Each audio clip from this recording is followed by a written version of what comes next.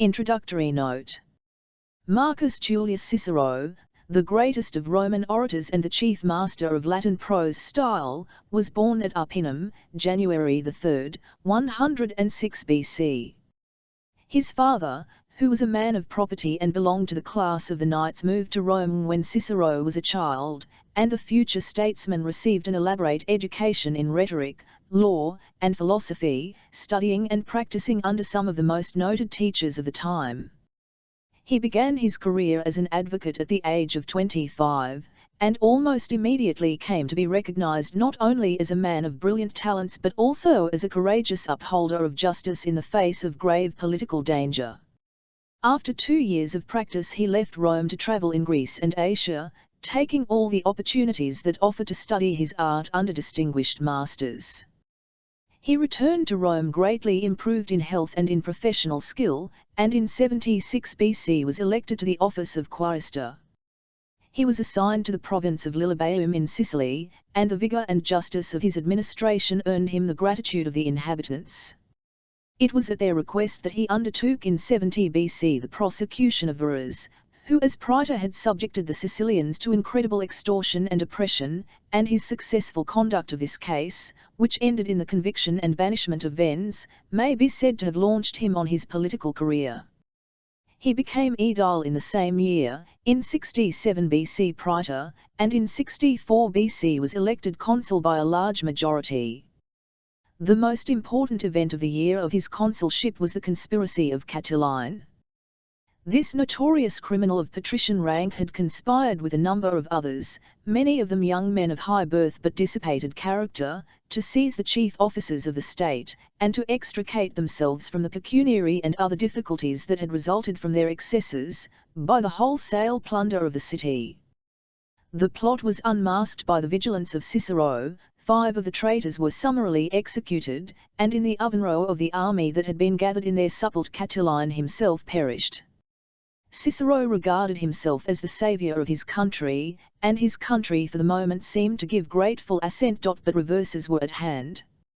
During the existence of the political combination of Pompey, Caesar, and Crassus, known as the First Triumvirate, P. Claudius, an enemy of Cicero's, proposed a law banishing anyone who had put Roman citizens to death without trial.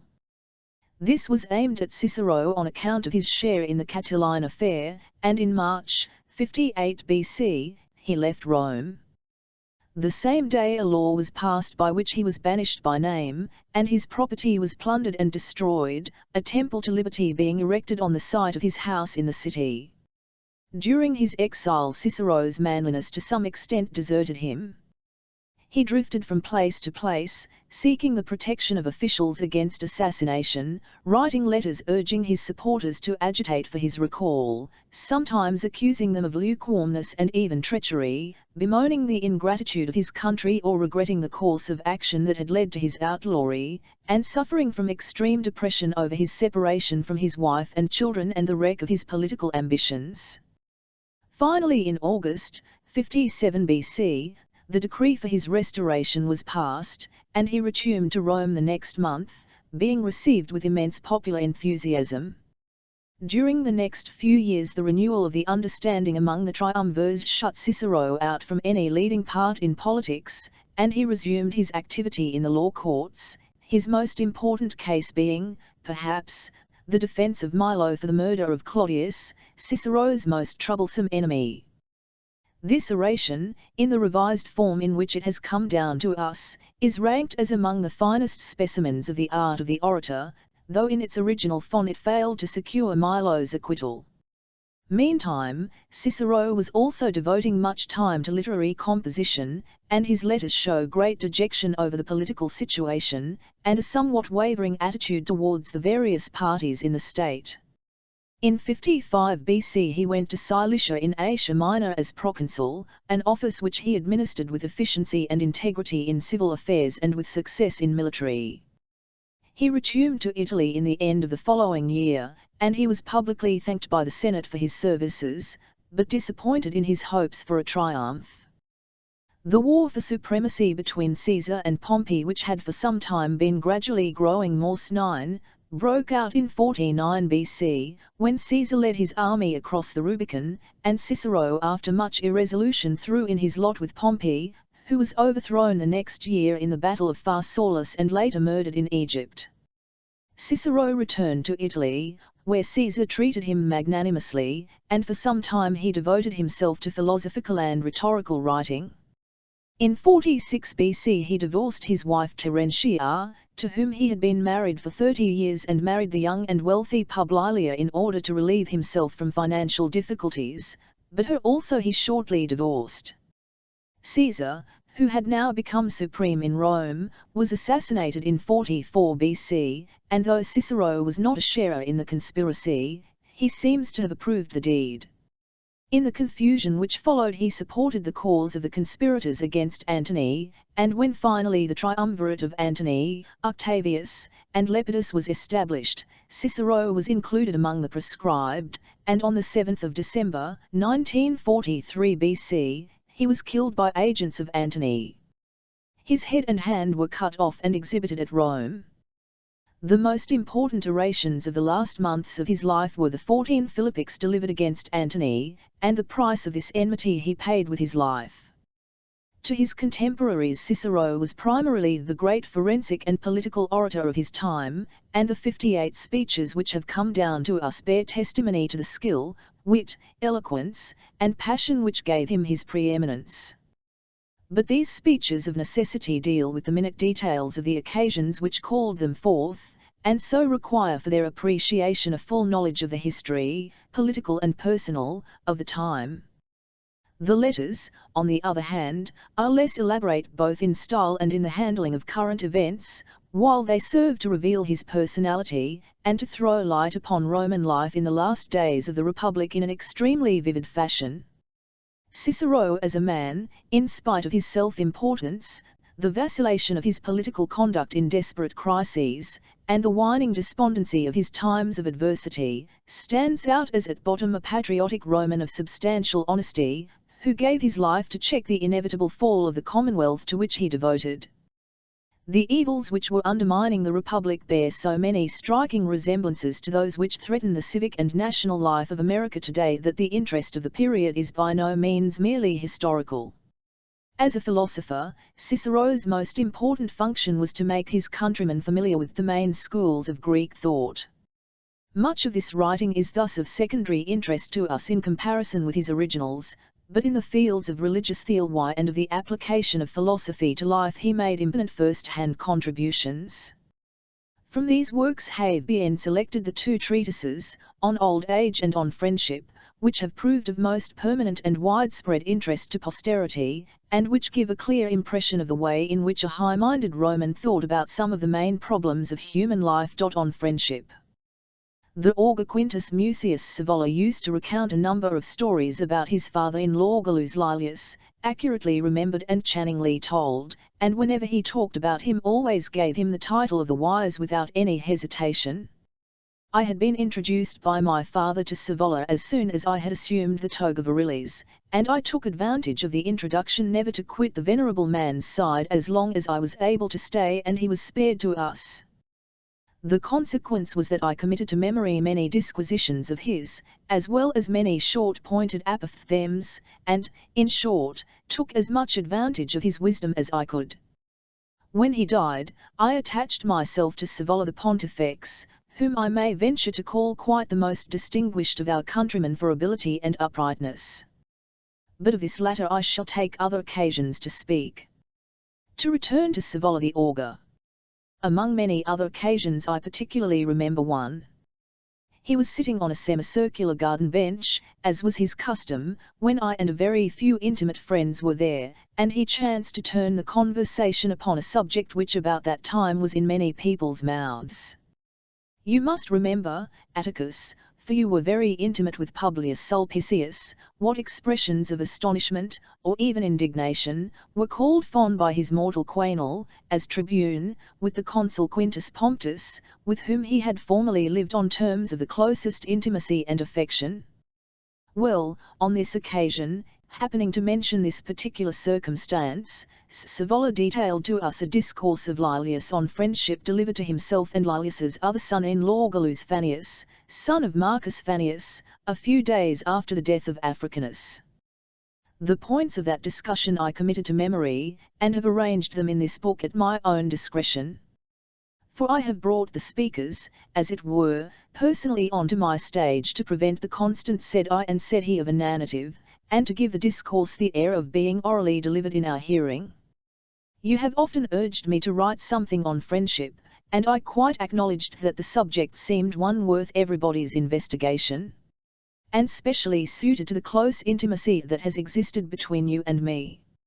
Accordingly I was quite ready to benefit the public at your request. As to the dramatis personae, in the treatise on old age, which I dedicated to you, I introduced Cato as chief speaker. No one, I thought, could with greater propriety speak on old age than one who had been an old man longer than anyone else, and had been exceptionally vigorous in his old age.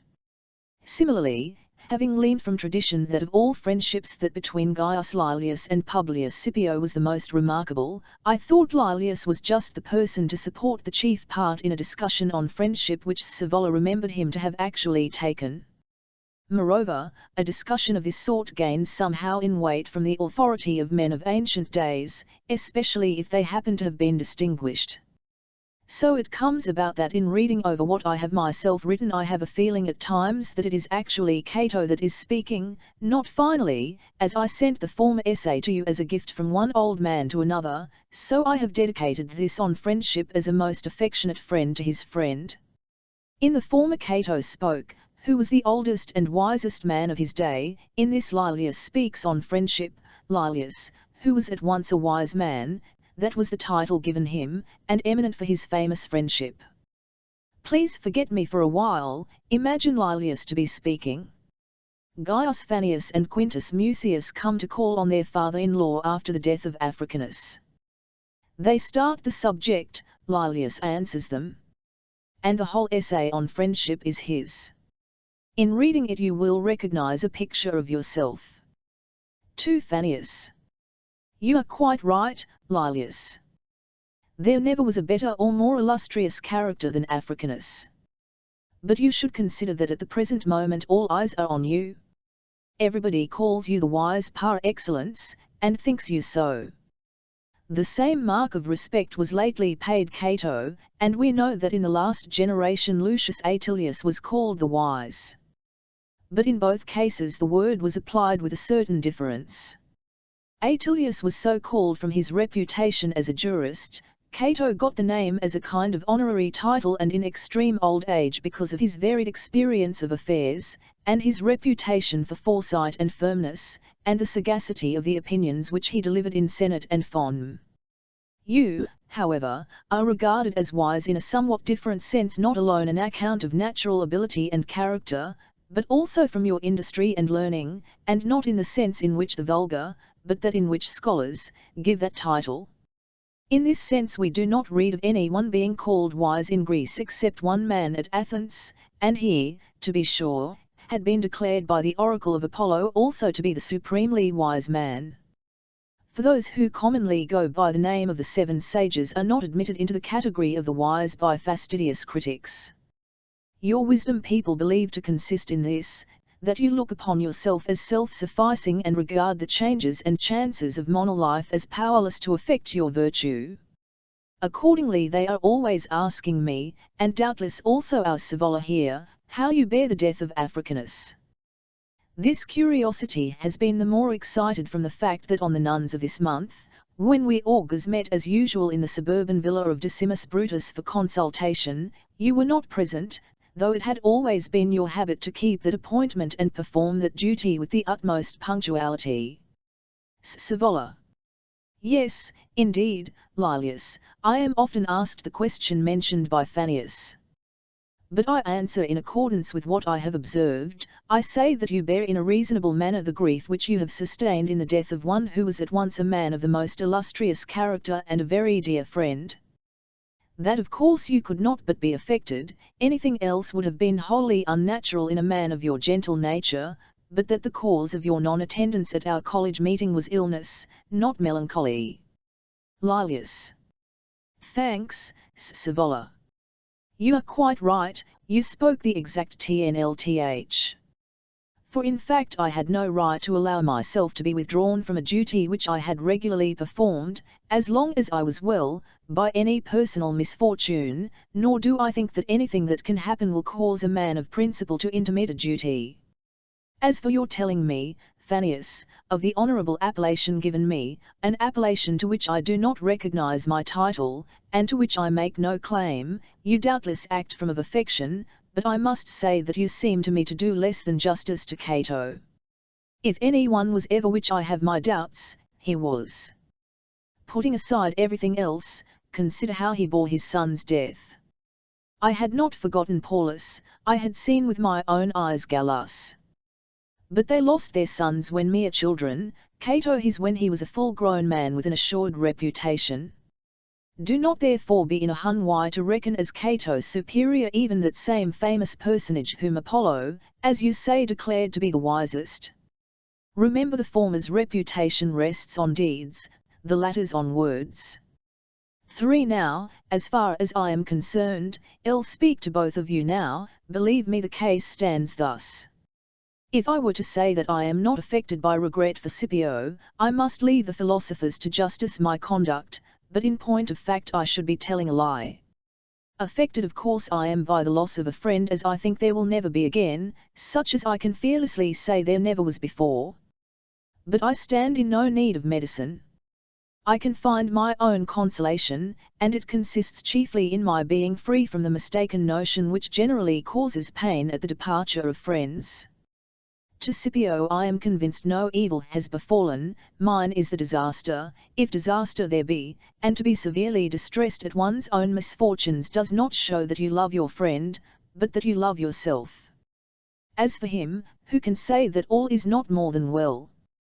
For, unless he had taken the fancy to wish for immortality, the last thing of which he ever thought, what is there for which mortal man may wish that he did not attain? In his early manhood he more than justified by extraordinary personal courage the hopes which his fellow citizens had conceived of him as a child. He never was a candidate for the consulship, yet was elected consul twice, the first time before the legal age, the second at a time which, as far as he was concerned, was soon enough, but was near being too late for the interests of the state. By the overthrow of 2 cities which were the most bitter enemies of our empire, he put an end not only to the wars then raging, but also to the possibility of others in the future. What need to mention the exquisite grace of his manners, his dutiful devotion to his mother, his generosity to his sisters, his liberality to his relations, the integrity of his conduct to even one. You know all this already. Finally, the estimation in which his fellow citizens held him has been shown by the signs of mauming which accompanied his obsequies. What could such a man have gained by the addition of a few years? Though age need not be a burden, as I remember Cato arguing in the presence of myself and Scipio 2 years before he died, yet it cannot but take away the vigour and freshness which Scipio was still enjoying. We may conclude therefore that his life, from the good fortune which had attended him and the glow he had obtained, was so circumstanced that it could not be bettered, while the suddenness of his death saved him the sensation of dying. As to the manner of his death it is difficult to speak, you see what people suspect. Thus much however, I may say, Scipio in his lifetime saw many days of supreme triumph and exaltation, but none more magnificent than his last, on which, upon the rising of the Senate, he was escorted by the senators and the people of Rome, by the allies, and by the Latins, to his own door. From such an elevation of popular esteem the next step seems naturally to be an ascent to the gods above, rather than a descent to Hades. For I am not one of these modern philosophers who maintain that our souls perish with our bodies, and that death ends all. With me ancient opinion has more weight, whether it be that of our own ancestors, who attributed such solemn observances to the dead, as they plainly would not have done if they had believed them to be wholly annihilated, or that of the philosophers who once visited this country, and who by their maxims and doctrines educated Magna Graecia, which at that time was in a flourishing condition, though it has now been lined, or that of the man who was declared by Apollo's oracle to be most wise, and who used to teach without the variation which is to be found in most philosophers, that the souls of men are divine, and that when they have quitted the body a return to heaven is open to them, least difficult to those who have been most virtuous and just. This opinion was shared by Scipio. Only a few days before his death, as though he had a presentiment of what was coming, he discoursed for 3 days on the state of the Republic. The company consisted of Philus and Manlius and several others, and I had brought you, Scaevola, along with me. The last pan of his discourse referred principally to the immortality of the soul, for he told us what he had heard from the elder Africanus in a dream. Now if it be true that in proportion to a man's goodness the escape from what may be called the prison and bonds of the flesh is easiest, whom can we imagine to have had an easier voyage to the gods than Scipio? I am disposed to think, therefore, that in his case mourning would be a sign of envy rather than of friendship.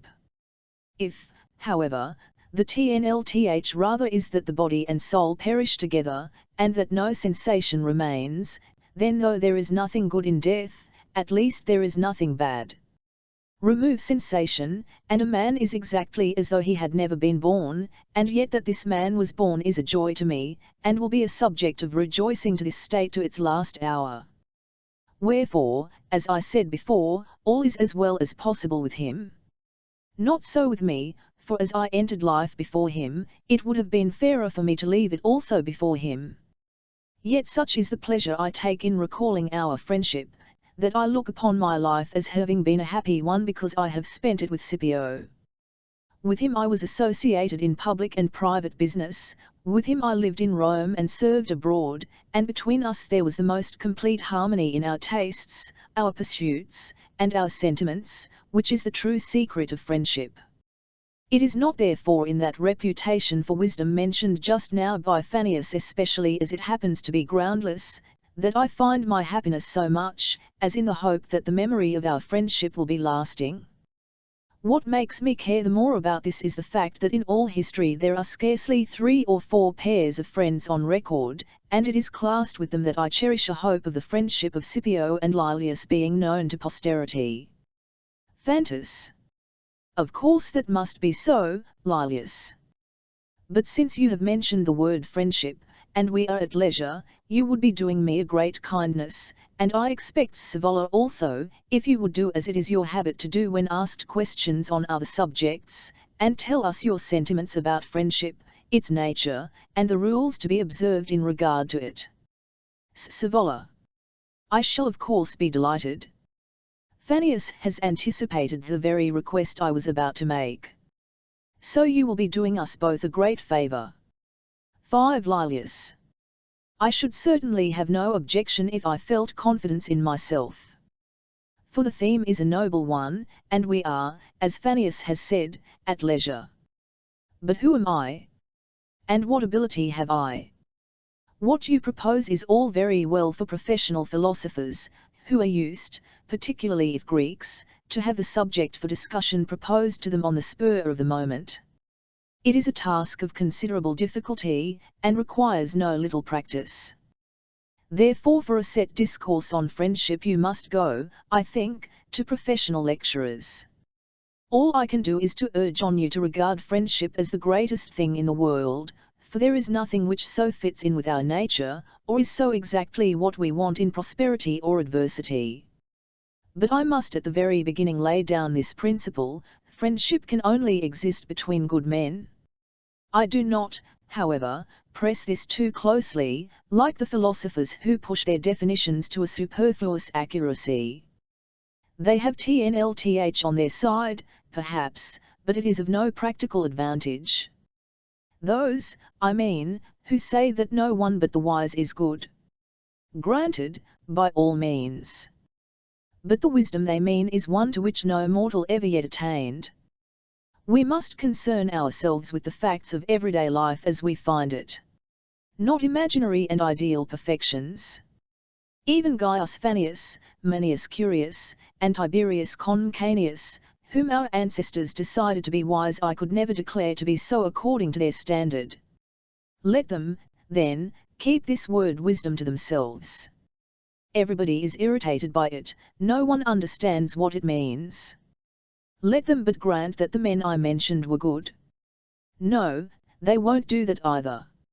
No one but the wise can be allowed that title, say they. Well, then, let us dismiss them and manage as best we may with our own poor mother wit, as the phrase is. We mean then by the good those whose actions and lives leave no question as to their honour, purity, equity, and liberality, who are free from greed, lust, and violence, and who have the courage of their convictions. The men I have just named may serve as examples. Such men as these being generally accounted good, let us agree to call them so, on the ground that to the best of human ability they follow nature as the most perfect guide to a good life. Now this truth seems clear to me, that nature has so formed us that a certain tie unites us all, but that this tie becomes stronger from proximity. So it is that fellow citizens are preferred in our affections to foreigners, relations to strangers, for in their case nature herself has caused a kind of friendship to exist, though it is one which lacks some of the elements of permanence. Friendship excels relationship in this, that whereas you may eliminate affection from relationship, you cannot do so from friendship. Without it relationship still exists in name, friendship does not.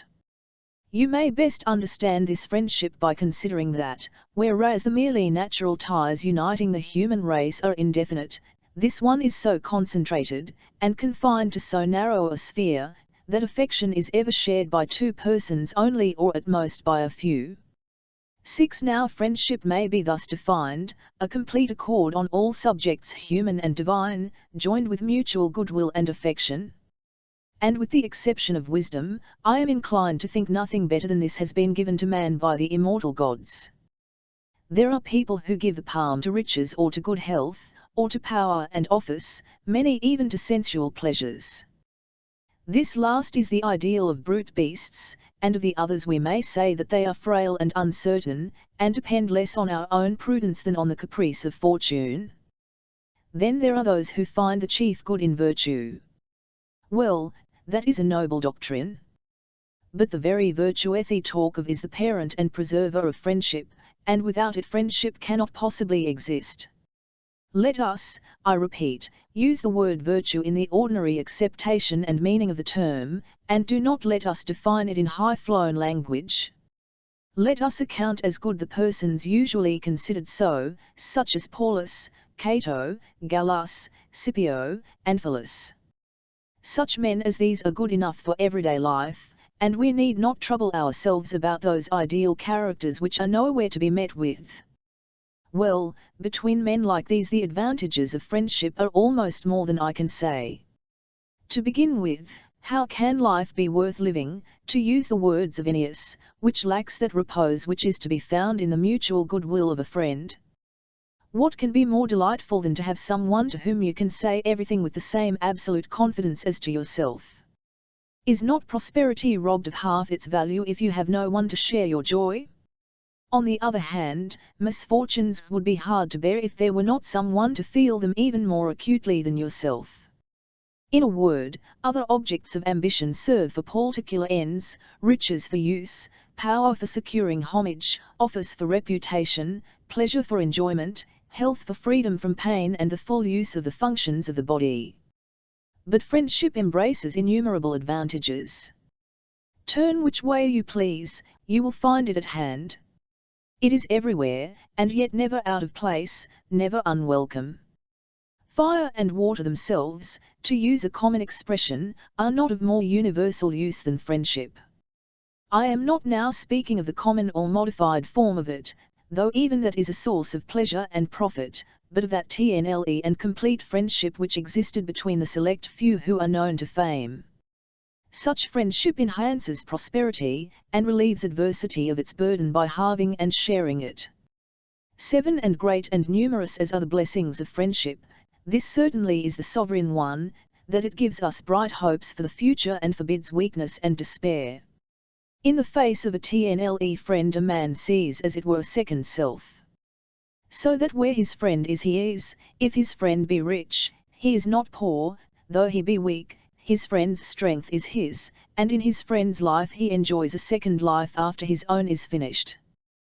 This last is perhaps the most difficult to conceive. But such is the effect of the respect, the loving remembrance, and the regret of friends which follow us to the grave. While they take the sting out of death, they add a glory to the life of survivors.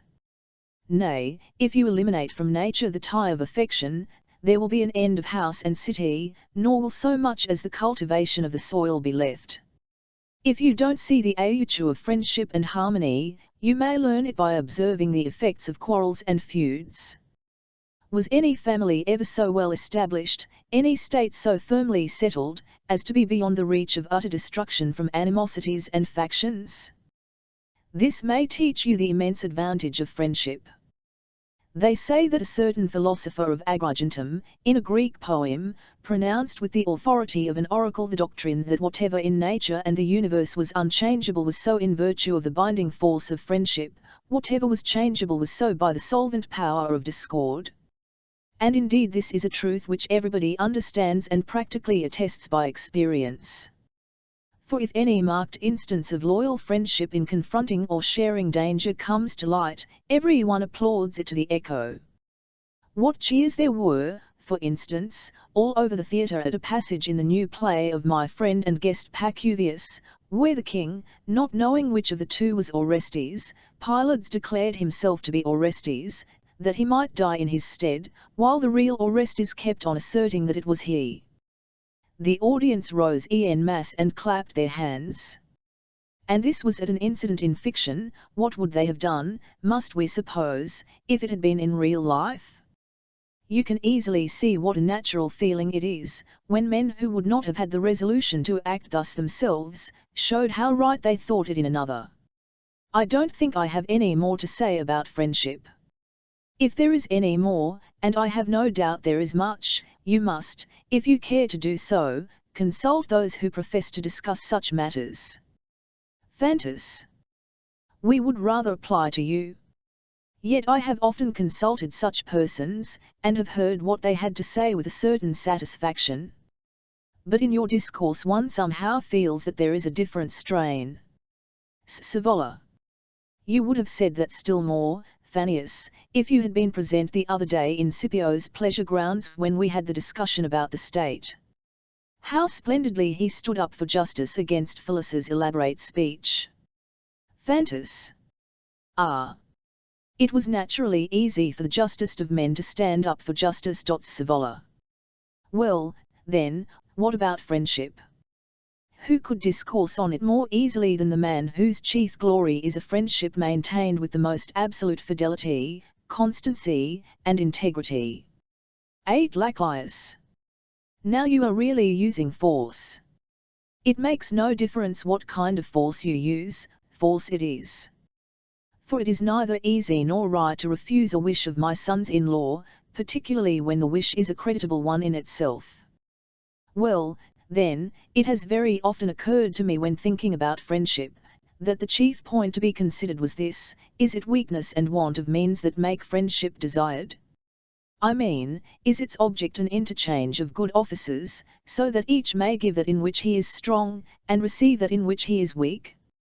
Or is it not rather true that, although this is an advantage naturally belonging to friendship, yet its original cause is quite other, prior in time, more noble in character, and springing more directly from our nature itself? The Latin word for derived from that for love, amor, and love is certainly the prime mover in contracting mutual affection. For as to material advantages, it often happens that those are obtained even by men who are courted by a mere show of friendship and treated with respect from interested motives. But friendship by its nature admits of no feigning, no pretense. As far as it goes it is both genuine and spontaneous. Therefore I gather that friendship springs from a natural impulse rather than a wish for help, from an inclination of the heart, combined with a certain instinctive feeling of love, rather than from a deliberate calculation of the material advantage it was likely to confer. The strength of this feeling you may notice in certain animals. They show such love to their offspring for a certain period, and are so beloved by them, that they clearly have a share in this natural, instinctive affection. But of course it is more evident in the case of man, first, in the natural affection between children and their parents, an affection which only shocking wickedness can sunder, and next, when the passion of love has attained to a like strength, on our finding, that is, some one person with whose character and nature we are in full sympathy, because we think that we perceive in him what I may call the beacon light of virtue. For nothing inspires love, nothing conciliates affection, like virtue. Why, in a certain sense we may be said to feel affection even for men we have never seen, owing to their honesty and virtue. Who, for instance, fails to dwell on the memory of Gaius Fabricius and Manius Curius with some affection and warmth of feeling, though he has never seen them? Or who but loathes Tarquinius Superbus, Spurius Cassius, Spurius Malleus? We have fought for empire in Italy with two great generals, Pyrrhus and Hannibal.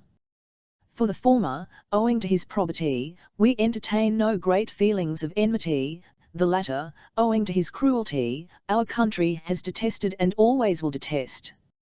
9. Now, if the attraction of probity is so great that we can love it not only in those whom we have never seen, but, what is more, actually in an enemy, we need not be surprised if men's affections are roused when they fancy that they have seen virtue and goodness in those with whom a close intimacy is possible.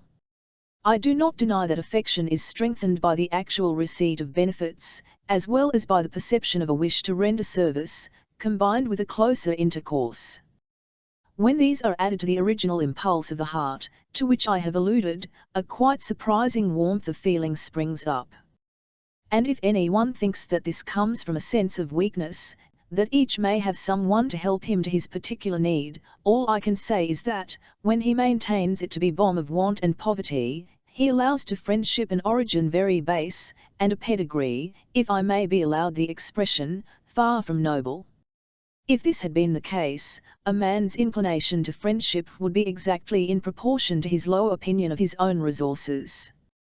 Whereas the TNLTH is quite the other way.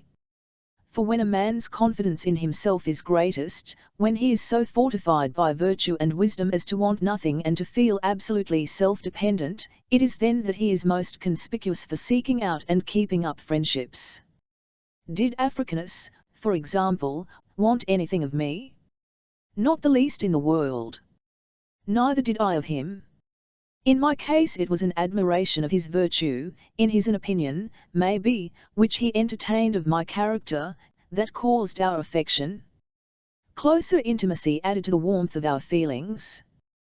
But though many great material advantages did ensue, they were not the source from which our affection proceeded. For as we are not beneficent and liberal with any view of extorting gratitude, and do not regard an act of kindness as an investment, but follow a natural inclination to liberality, so we look on friendship as worth trying for, not because we are attracted to it by the expectation of ulterior gain, but in the conviction that what it has to give us is from first to last included in the feeling itself. Far different is the view of those who, like brute beasts, refer everything to sensual pleasure. And no wonder. Men who have degraded all their powers of thought to an object so mean and contemptible can of course raise their eyes to nothing lofty, to nothing grand and divine. Such persons indeed let us leave out of the present question. And let us accept the doctrine that the sensation of love and the warmth of inclination have their origin in a spontaneous feeling which arises directly the presence of probity is indicated. When once men have conceived the inclination, they of course try to attach themselves to the object of it, and move themselves nearer and nearer to him. Their aim is that they may be on the same footing and the same level in regard to affection, and be more inclined to do a good service than to ask a return, and that there should be this noble rivalry between them. Thus both truths will be established. We shall get the most important material advantages from friendship, and its origin from a natural impulse rather than from a sense of need will be at once more dignified and more in accordance with fact. For if it were true that its material advantages cemented friendship, it would be equally TNLE that any change in them would dissolve it. But nature being incapable of change, it follows that genuine friendships are ephemeral. So much for the origin of friendship.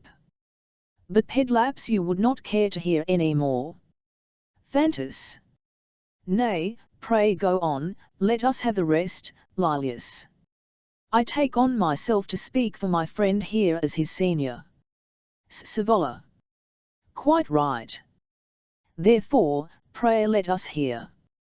10 Lolius. Well, then, my good friends, listen to some conversations about friendship which very frequently passed between Scipio and myself.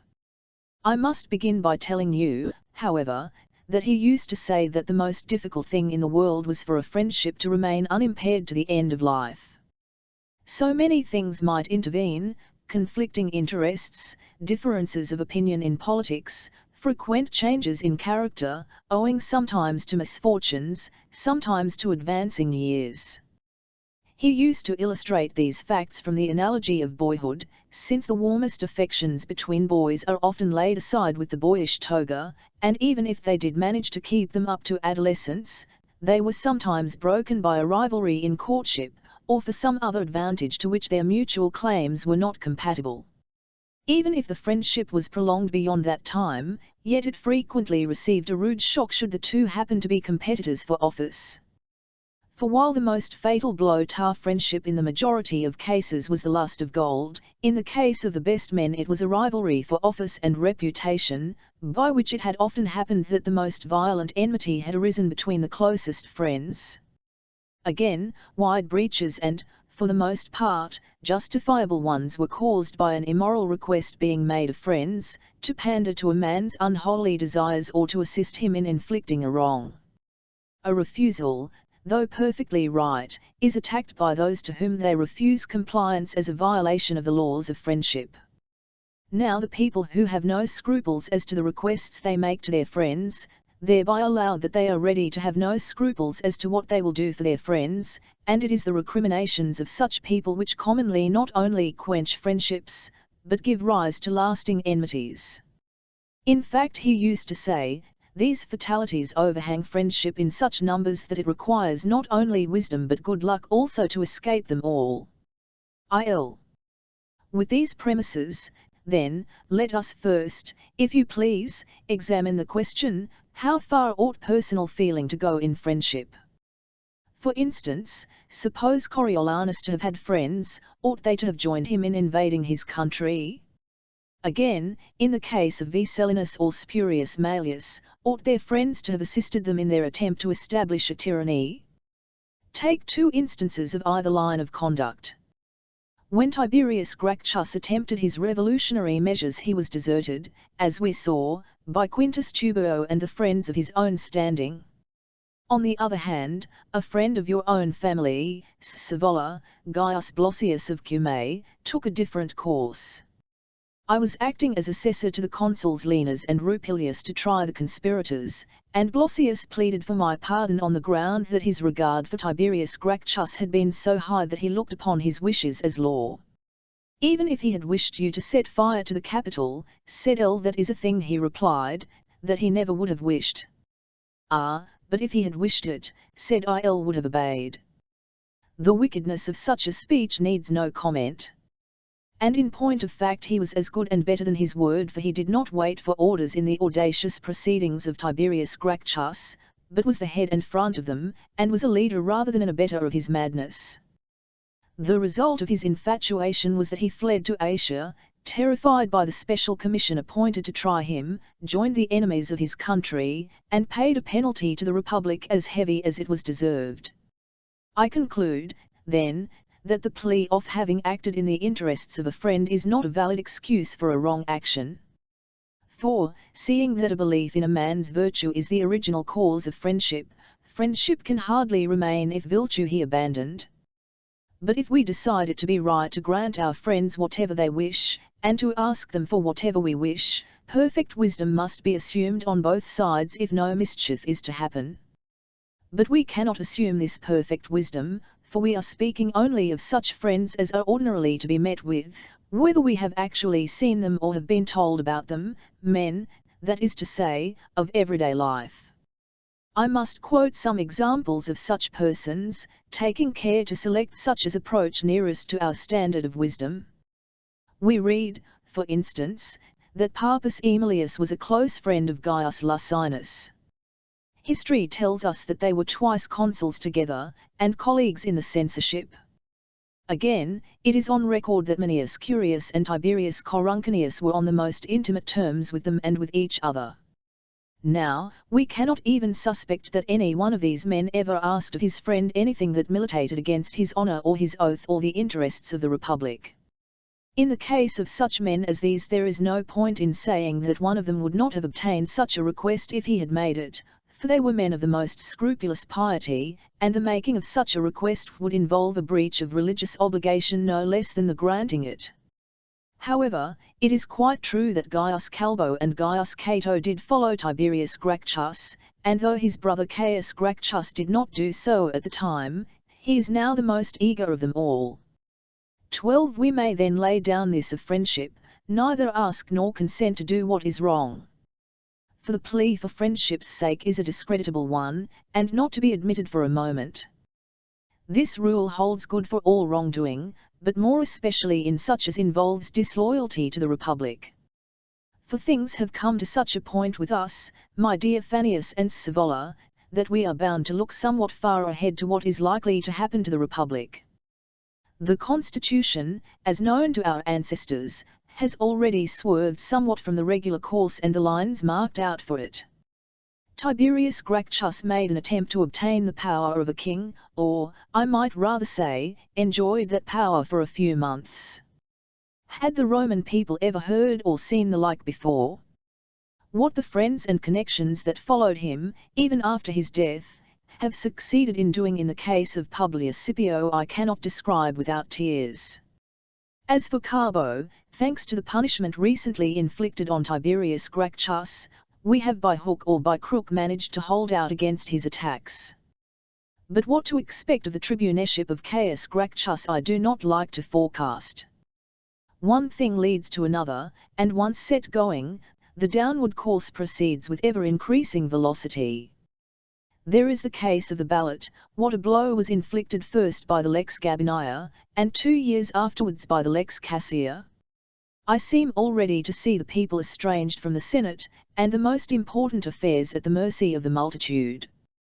For you may be sure that more people will learn how to set such things in motion than how to stop them.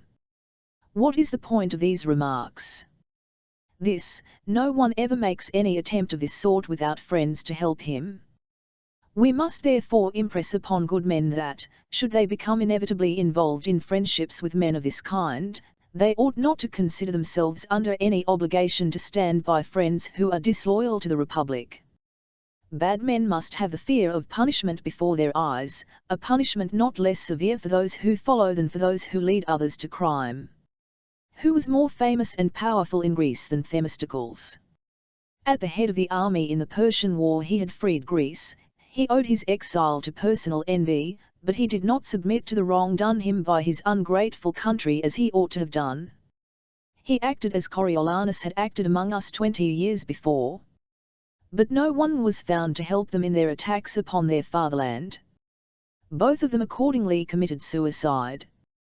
We conclude, then, not only that no such confederation of evilly disposed men must be allowed to shelter itself under the plea of friendship, but that, on the contrary, it must be visited with the severest punishment, lest the idea should prevail that fidelity to a friend justifies even making war upon one's country. And this is a case which I am inclined to think, considering how things are beginning to go, will sooner or later arise.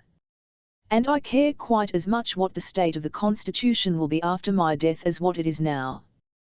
13. Let this, then, be laid down as the first law of friendship, that we should ask from friends, and do for friends, only what is good. But do not let us wait to be asked either, let there be ever an eager readiness, and an absence of hesitation. Let us have the courage to give advice with candour. In friendship, let the influence of friends who give good advice be paramount, and let this influence be used to enforce advice not only in plain-spoken terms, but sometimes, if the case demands it, with sharpness, and when so used, let it be obeyed. I give you these rules because I believe that some wonderful opinions are entertained by certain persons who have, I am told, a reputation for wisdom in Greece. There is nothing in the world, by the way, beyond the reach of their sophistry. Well, some of them teach that we should avoid very close friendships, for fear that one man should have to endure the anxieties of several. Each man, say they, has enough and to spare on his own hands, it is too bad to be involved in the cares of other people. The wisest course is to hold the reins of friendship as loose as possible, you can then tighten or slacken them at your will. For the first condition of a happy life is freedom from care, which no one's mind can enjoy if it has to travail, so to speak, for others besides itself. Another sect, I am told, gives vent to opinions still less generous. I briefly touched on this subject just now. They affirm that friendships should be sought solely for the sake of the assistance they give, and not at all from motives of feeling and affection, and that therefore just in proportion as a man's power and means of support are lowest, he is most eager to gain friendships. Thence it comes that weak women seek the support of friendship more than men, the poor more than the rich, the unfortunate rather than those esteemed prosperous. What noble philosophy! You might just as well take the sun out of the sky as friendship from life, for the immortal gods have given us nothing better or more delightful. But let us examine the two doctrines. What is the value of this freedom from care? It is very tempting at first sight, but in practice it has in many cases to be put on one side. For there is no business and no course of action demanded from us by our honour which you can consistently decline, or lay aside when begun, from a mere wish to escape from anxiety. Nay, if we wish to avoid anxiety we must avoid virtue itself, which necessarily involves some anxious thoughts in showing its loathing and abhorrence for the qualities which are opposite to itself, as kindness for ill nature, self-control for licentiousness, courage for cowardice. Thus you may notice that it is the just who are most pained at injustice, the brave at cowardly actions, the temperate at depravity. It is then characteristic of a rightly ordered mind to be pleased at what is good and grieved at the reverse. Seeing then that the wise are not exempt from the heartache, which must be the case unless we suppose all human nature rooted out of their hearts, why should we banish friendship from our lives, for fear of being involved by it in some amount of distress? If you take away emotion, what difference remains I don't say between a man and a beast, but between a man and a stone or a log of wood, or anything else of that kind? Neither should we give any weight to the doctrine that virtue is something rigid and unyielding as iron. In point of fact it is in regard to friendship, as in so many other things, so supple and sensitive that it expands, so to speak, at a friend's good fortune, contracts at his misfortunes. We conclude then that mental pain which we must often encounter on a friend's account is not of sufficient consequence to banish friendship from our life, any more than it is true that the cardinal virtues are to be dispensed with because they involve certain anxieties and distresses. 14. Let me repeat then, the clear indication of virtue, to which a mind of like character is naturally attracted, is the beginning of friendship. When that is the case the rise of affection is a necessity. For what can be more irrational than to take delight in many objects incapable of response, such as office, fame, splendid buildings, and personal decoration, and yet to take little or none in a sentient being endowed with virtue, which has the faculty of loving or, if I may use the expression, loving back. For nothing is really more delightful than a return of affection, and the mutual interchange of kind feeling and good offices. And if we add, as we may fairly do, that nothing so powerfully attracts and draws one thing to itself as likeness does to friendship, it will at once be admitted to be true that the good love the good and attach them to themselves as though they were united by blood and nature. For nothing can be more eager, or rather greedy, for what is like itself than nature. So, my dear Fannius and Savola, we may look upon this as an established fact, that between good men there is, as it were of necessity, a kindly feeling, which is the source of friendship ordained by nature. but this same kindliness affects the many also. For that is no unsympathetic or selfish or exclusive virtue, which protects even whole nations and consults their best interests. And that certainly it would not have done had it disdained all affection for the common herd. Again, the believers in the interest theory appear to me to destroy the most attractive link in the chain of friendship. For it is not so much what one gets by a friend that gives one pleasure, as the warmth of his feeling, and we only care for a friend's service if it has been prompted by affection. And so far from its being true that lack of means is a motive for seeking friendship, it is usually those who, being most richly endowed with wealth and means, and above all with virtue, which, after all, is a man's best support, are least in need of another, that are most open-handed and beneficent. Indeed, I am inclined to think that friends ought at times to be in want of something. For instance, what scope would my affections have had if Scipio had never wanted my advice or co-operation at home or abroad? It is not friendship, then, that follows material advantage, but material advantage friendship. 15. We must not therefore listen to these superfine gentlemen when they talk of friendship, which they know neither in theory nor in practice. For who, in heaven's name, would choose a life of the greatest wealth and abundance on condition of neither loving or being beloved by any creature? That is the sort of life tyrants endure. They, of course, can count on no fidelity, no affection, no security for the goodwill of any one. For them all is suspicion and anxiety, for them there is no possibility of friendship. Who can love one whom he fears, or by whom he knows that he is feared? Yet such men have a show of friendship offered them, but it is only a fair weather show. If it ever happen that they fall, as it generally does, they will at once understand how friendless they are. So they say Tarquin observed in his exile that he never knew which of his friends were real and which sham, until he had ceased to be able to repay either. Though what surprises me is that a man of his proud and overbearing character should have a friend at all. And as it was his character that prevented his having genuine friends, so it often happens in the case of men of unusually great means, their very wealth forbids faithful friendships. For not only is fortune blind herself, but she generally makes those blind also who enjoy her favours. They are caltied, so to speak, beyond themselves with self-conceit and self-will, nor can anything be more perfectly intolerable than a successful fool. You may often see it. Men who before had pleasant manners enough undergo a complete change on attaining power of office. They despise their old friends, devote themselves to new.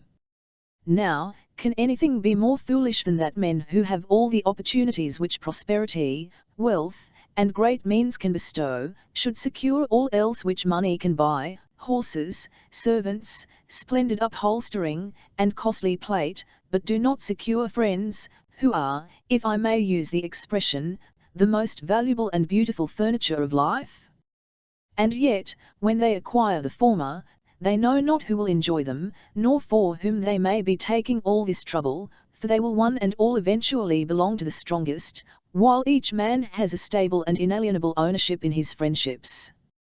And even if those possessions, which are, in a manner, the gifts of fortune, do prove permanent, life can never be anything but joyless which is without the consolations and companionship of friends. 16. To come to another branch of our subject. We must now endeavour to ascertain what limits are to be observed in friendship, what is the boundary line, so to speak, beyond which our affection is not to go. On this point I notice 3 opinions, with none of which I agree. One is that we should love our friend just as much as we love ourselves, and no more. Another, that our affection to them should exactly correspond and equal theirs to us. A third, that a man should be valued at exactly the same rate as he values himself. To not one of these opinions do I assent. The first, which holds that our regard for ourselves is to be the measure of our regard for our friend, is not true, for how many things there are which we would never have done for our own sakes, but do for the sake of a friend. We submit to make requests from unworthy people, to descend even to supplication, to be sharper in invective, more violent in attack. Such actions are not creditable in our own interests, but highly so in those of our friends.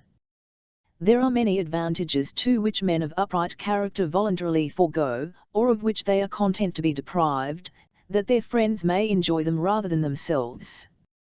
The second doctrine is that which limits friendship to an exact equality in mutual good offices and good feelings. But such a view reduces friendship to a question of figures in a spirit far too narrow and illiberal, as though the object were to have an exact balance in a debtor and creditor account. True friendship appears to me to be something richer and more generous than that comes to, and not to be so narrowly on its guard against giving more than it receives. In such a matter we must not be always afraid of something being wasted or running over in our measure, or of more than is justly due being devoted to our friendship. But the last limit proposed is the worst, namely, that a friend's estimate of himself is to be the measure of our estimate of him. It often happens that a man has too humble an idea of himself, or takes too despairing a view of his chance of bettering his fortune. In such a case a friend ought not to take the view of him which he takes of himself. Rather he should do all he can to raise his drooping spirits, and lead him to more cheerful hopes and thoughts.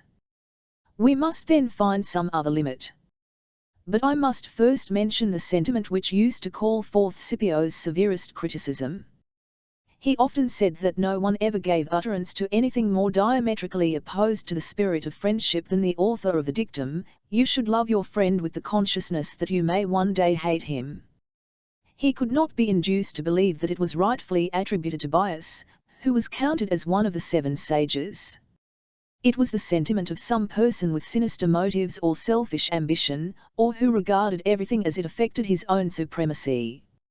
How can a man be friends with another, if he thinks it possible that he may be his enemy? Why, it will follow that he must wish and desire his friend to commit as many mistakes as possible, that he may have all the more handles against him, and, conversely, that he must be annoyed, irritated, and jealous at the right actions or good fortune of his friends. This maxim, then, let it be whose it will, is the utter destruction of friendship. The true rule is to take such care in the selection of our friends as never to enter upon a friendship with a man whom we could under any circumstances come to hate.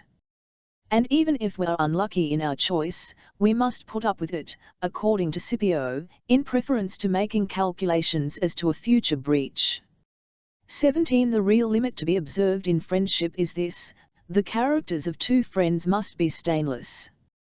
There must be complete harmony of interests, purpose, and aims, without exception. Then if the case arises of a friend's wish, not strictly right in itself, calling for support in a matter involving his life or reputation, we must make some concession from the straight path, on condition, that is to say, that extreme disgrace is not the consequence. Something must be conceded to friendship. And yet we must not be entirely careless of our reputation, nor regard the good opinion of our fellow citizens as a weapon which we can afford to despise in conducting the business of our life, however lowering it may be to tout for it by flattering and smooth words. We must by no means abjure virtue, which secures us affection.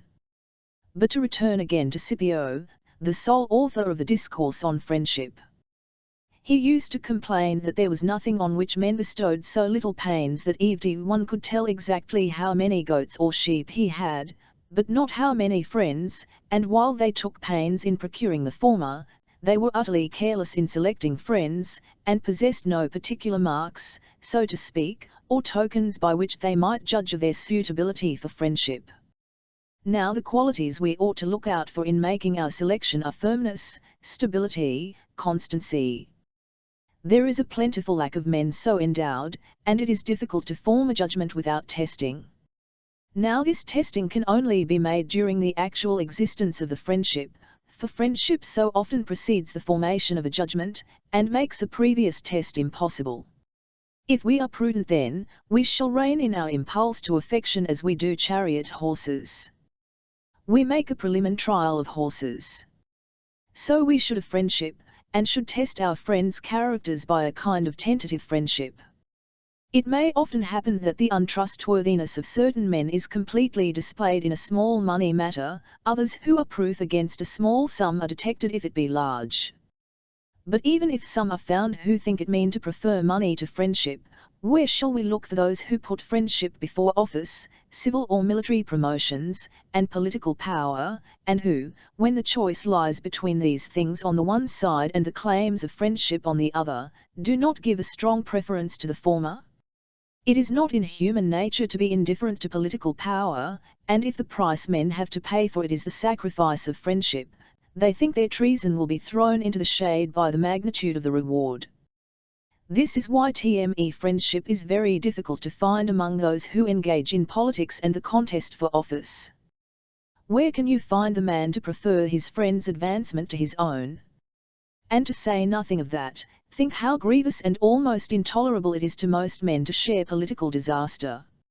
You will scarcely find anyone who can bring himself to do that. And though what Ennius says is quite the hour of need shows the friend indeed, yet it is in these two ways that most people betray their untrustworthiness and inconstancy, by looking down on friends when they are themselves prosperous, or deserting them in their distress. A man, then, who has shewn a firm, unshaken, and unvarying friendship in both these contingencies we must reckon as one of a class the rarest in the world, and all but superhuman. 18. Now, what is the quality to look out for as a warrant for the stability and permanence of friendship? It is loyalty. Nothing that lacks this can be stable. We should also in making our selection look out for simplicity, social disposition, and a sympathetic nature, moved by what moves us. These all contribute to maintain loyalty.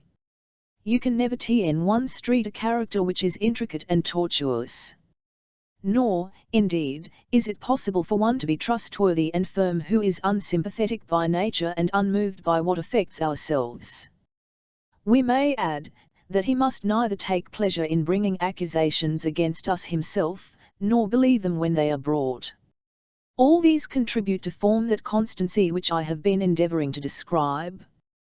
And the result is, what I started by saying, that friendship is only possible between good men. Now there are two characteristic features in his treatment of his friends that a good, which may be regarded as equivalent to a wise, man will always display. First, he will be entirely without any make-believe or pretense of feeling, for the open display even of dislike is more becoming to an ingenuous character than a studied concealment of sentiment. Secondly, he will not only reject all accusations brought against his friend by another, but he will not be suspicious himself either, nor be always thinking that his friend has acted improperly. Besides this, there should be a certain pleasantness in word and manner which adds no little flavour to friendship. A gloomy temper and unvarying gravity may be very impressive, but friendship should be a little less unbending, more indulgent and gracious, and more inclined to all kinds of good fellowship and good 19. But here arises a question of some little difficulty. Are there any occasions on which, assuming their worthiness, we should prefer new to old friends, just as we prefer young to aged horses? The answer admits of no doubt whatever. For there should be no satiety in friendship, as there is in other things. The older the sweeter, as in wines that keep well. And the proverb is a true one, you must eat many a peck of salt with a man to be thorough friends with him. Novelty, indeed, has its advantage, which we must not despise. There is always hope of fruit, as there is in healthy blades of corn. But age too must have its proper position, and, in fact, the influence of time and habit is great. To recur to the illustration of the horse which I have just now used. Every one likes ceteris paribus to use the horse to which he has been accustomed, rather than one that is untried and new. And it is not only in the case of a living thing that this rule holds good, but in inanimate things also, for we like places where we have lived the longest, even though they are mountainous and covered with forest. But here is another golden rule in friendship: put yourself on a level with your friend. For it often happens that there are certain superiorities, as for example Scipio's in what I may call our set. Now he never assumed any airs of superiority over Philus, or Rupilius, or Mummius, or over friends of a lower rank still. For instance, he always showed a deference to his brother Quintus Maximus because he was his senior, who, though a man no doubt of eminent character, was by no means his equal. He used also to wish that all his friends should be the better for his suppin. This is an example we should all follow. If any of us have any advantage in personal character, intellect, or fortune, we should be ready to make our friends sharers and partners in it with ourselves. For instance, if their parents are in humble circumstances, if their relations are powerful neither in intellect nor means, we should supply their deficiencies and promote their rank and dignity. You know the legends of children brought up as servants in ignorance of their parentage and family. When they are recognized and discovered to be the sons of gods or kings, they still retain their affection for the shepherds whom they have for many years looked upon as their parents. Much more ought this to be so in the case of real and undoubted parents. For the advantages of genius and virtue, and in short, of every kind of superiority, are never realized to their fullest extent until they are bestowed upon our nearest and dearest. 20. But the converse must also be observed. For in friendship and relationship, just as those who possess any superiority must put themselves on an equal footing with those who are less fortunate, so these latter must not be annoyed at being surpassed in genius, fortune, or rank. But most people of that sort are forever either nibbling at something, or harping on their claims, and especially if they consider that they have services of their own to allege involving zeal and friendship and some trouble to themselves.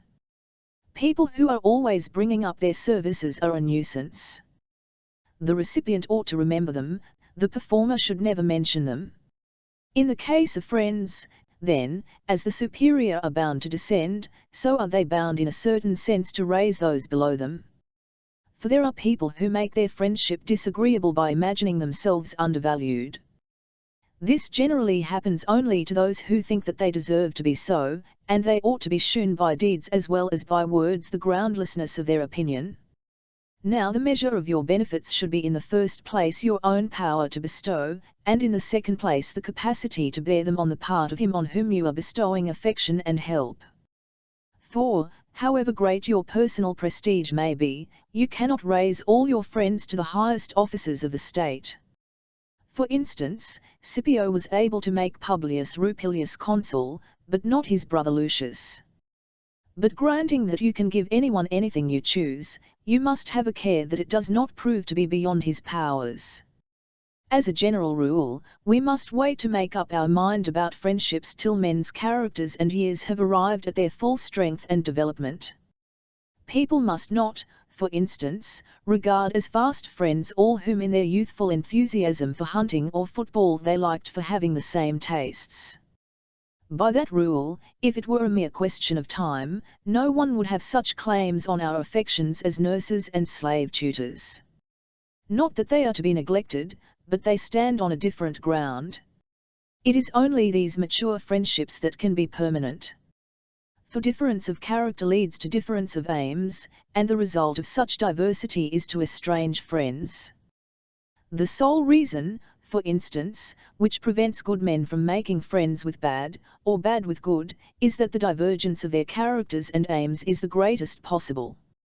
Another good rule in friendship is this: do not let an excessive affection hinder the highest interests of your friends. This very often happens. I will go again to the region of fable for an instance. Neoptolemus could never have taken Troy if he had been willing to listen to Lycomedes, who had brought him up, and with many tears tried to prevent his going there. Again, it often happens that important business makes it necessary to part from friends. The man who tries to balk it, because he thinks that he cannot endure the separation, is of a weak and effeminate nature, and on that very account makes but a poor friend. There are, of course, limits to what you ought to expect from a friend and to what you should allow him to demand of you. And these you must take into calculation in even case. 21. Again, there is such a disaster, so to speak, as having to break off friendship. And sometimes it is one we cannot avoid. For at this point the stream of our discourse is leaving the intimacies of the wise and touching on the friendship of ordinary people. It will happen at times that an outbreak of vicious conduct affects either a man's friends themselves or strangers, yet the discredit falls on the friends. In such cases friendships should be allowed to die out gradually by an intermission of intercourse. They should, as I have been told that Cato used to say, rather be unstitched than torn in twain, unless, indeed, the injurious conduct be of so violent and outrageous a nature as to make an instant breach and separation the only possible course consistent with honour and rectitude. Again, if a change in character and aim takes place, as often happens, or if party politics produces an alienation of feeling, I am now speaking, as I said a short time ago, of ordinary friendships, not of those of the wise, we shall have to be on our guard against appearing to embark upon active enmity while we only mean to resign a friendship. For there can be nothing more discreditable than to be at open war with a man with whom you have been intimate. Scipio, as you are aware, had abandoned his friendship for Quintus Pomptus on my account, and again, from differences of opinion in politics, he became estranged from my colleague Metellus. In both cases he acted with dignity and moderation, showing that he was offended indeed, but without rancour. Our first object, then, should be to prevent a breach, our second, to secure that, if it does occur, our friendship should seem to have died a natural rather than a violent death.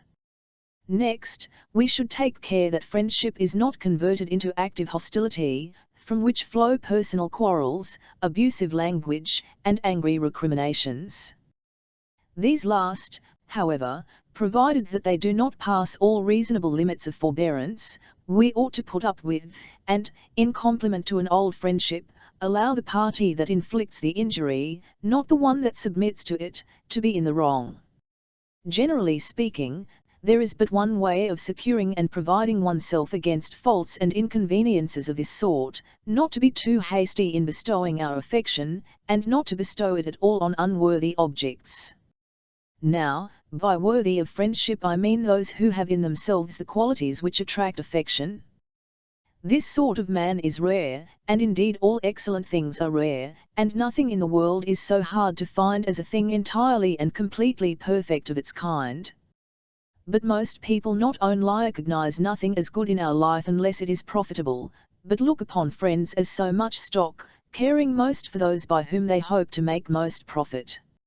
Accordingly they never possess that most beautiful and most spontaneous friendship which must be sought solely for itself without any ulterior object. They fail also to learn from their own feelings the nature and the strength of friendship.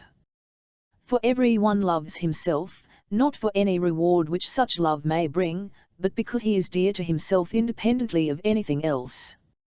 But unless this feeling is transferred to another, what a real friend is will never be revealed, for he is, as it were, a second self.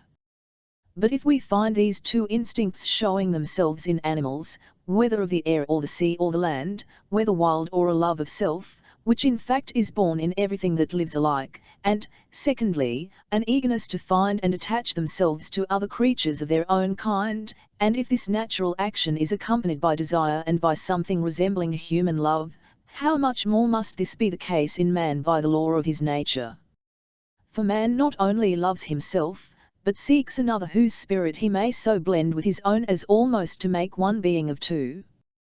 22 But most people unreasonably, not to speak of modesty, want such a friend as they are unable to be themselves, and expect from their friends what they do not themselves give.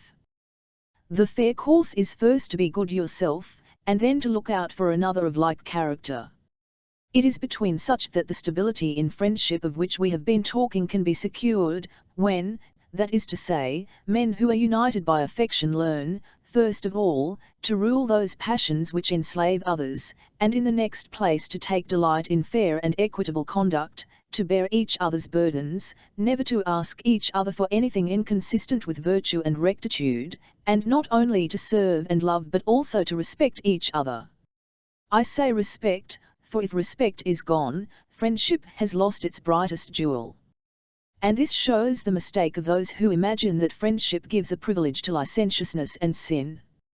Nature has given us friendship as the handmaid of virtue, not as a partner in guilt, to the end that virtue, being powerless when isolated to reach the highest objects, might succeed in doing so in union and partnership with another. Those who enjoy in the present, or have enjoyed in the past, or are destined to enjoy in the future such a partnership as this, must be considered to have secured the most excellent and auspicious combination for reaching nature's highest good. This is the partnership, I say, which combines moral rectitude, fame, peace of mind, serenity, all that men think desirable because with them life is happy, but without them cannot be so. This being our best and highest object, we must, if we desire to attain it, devote ourselves to virtue, for without virtue we can obtain neither friendship nor anything else desirable. In fact, if virtue be neglected, those who imagine themselves to possess friends will find out their error as soon as some grave disaster forces them to make trial of them. Wherefore, I must again and again repeat, you must satisfy your judgment before engaging your affections, not love first and judge afterwards. We suffer from carelessness in many of our undertakings, in none more than in selecting and cultivating our friends. We put the can before the horse, and shut the stable door when the steed is stolen, in defiance of the old proverb.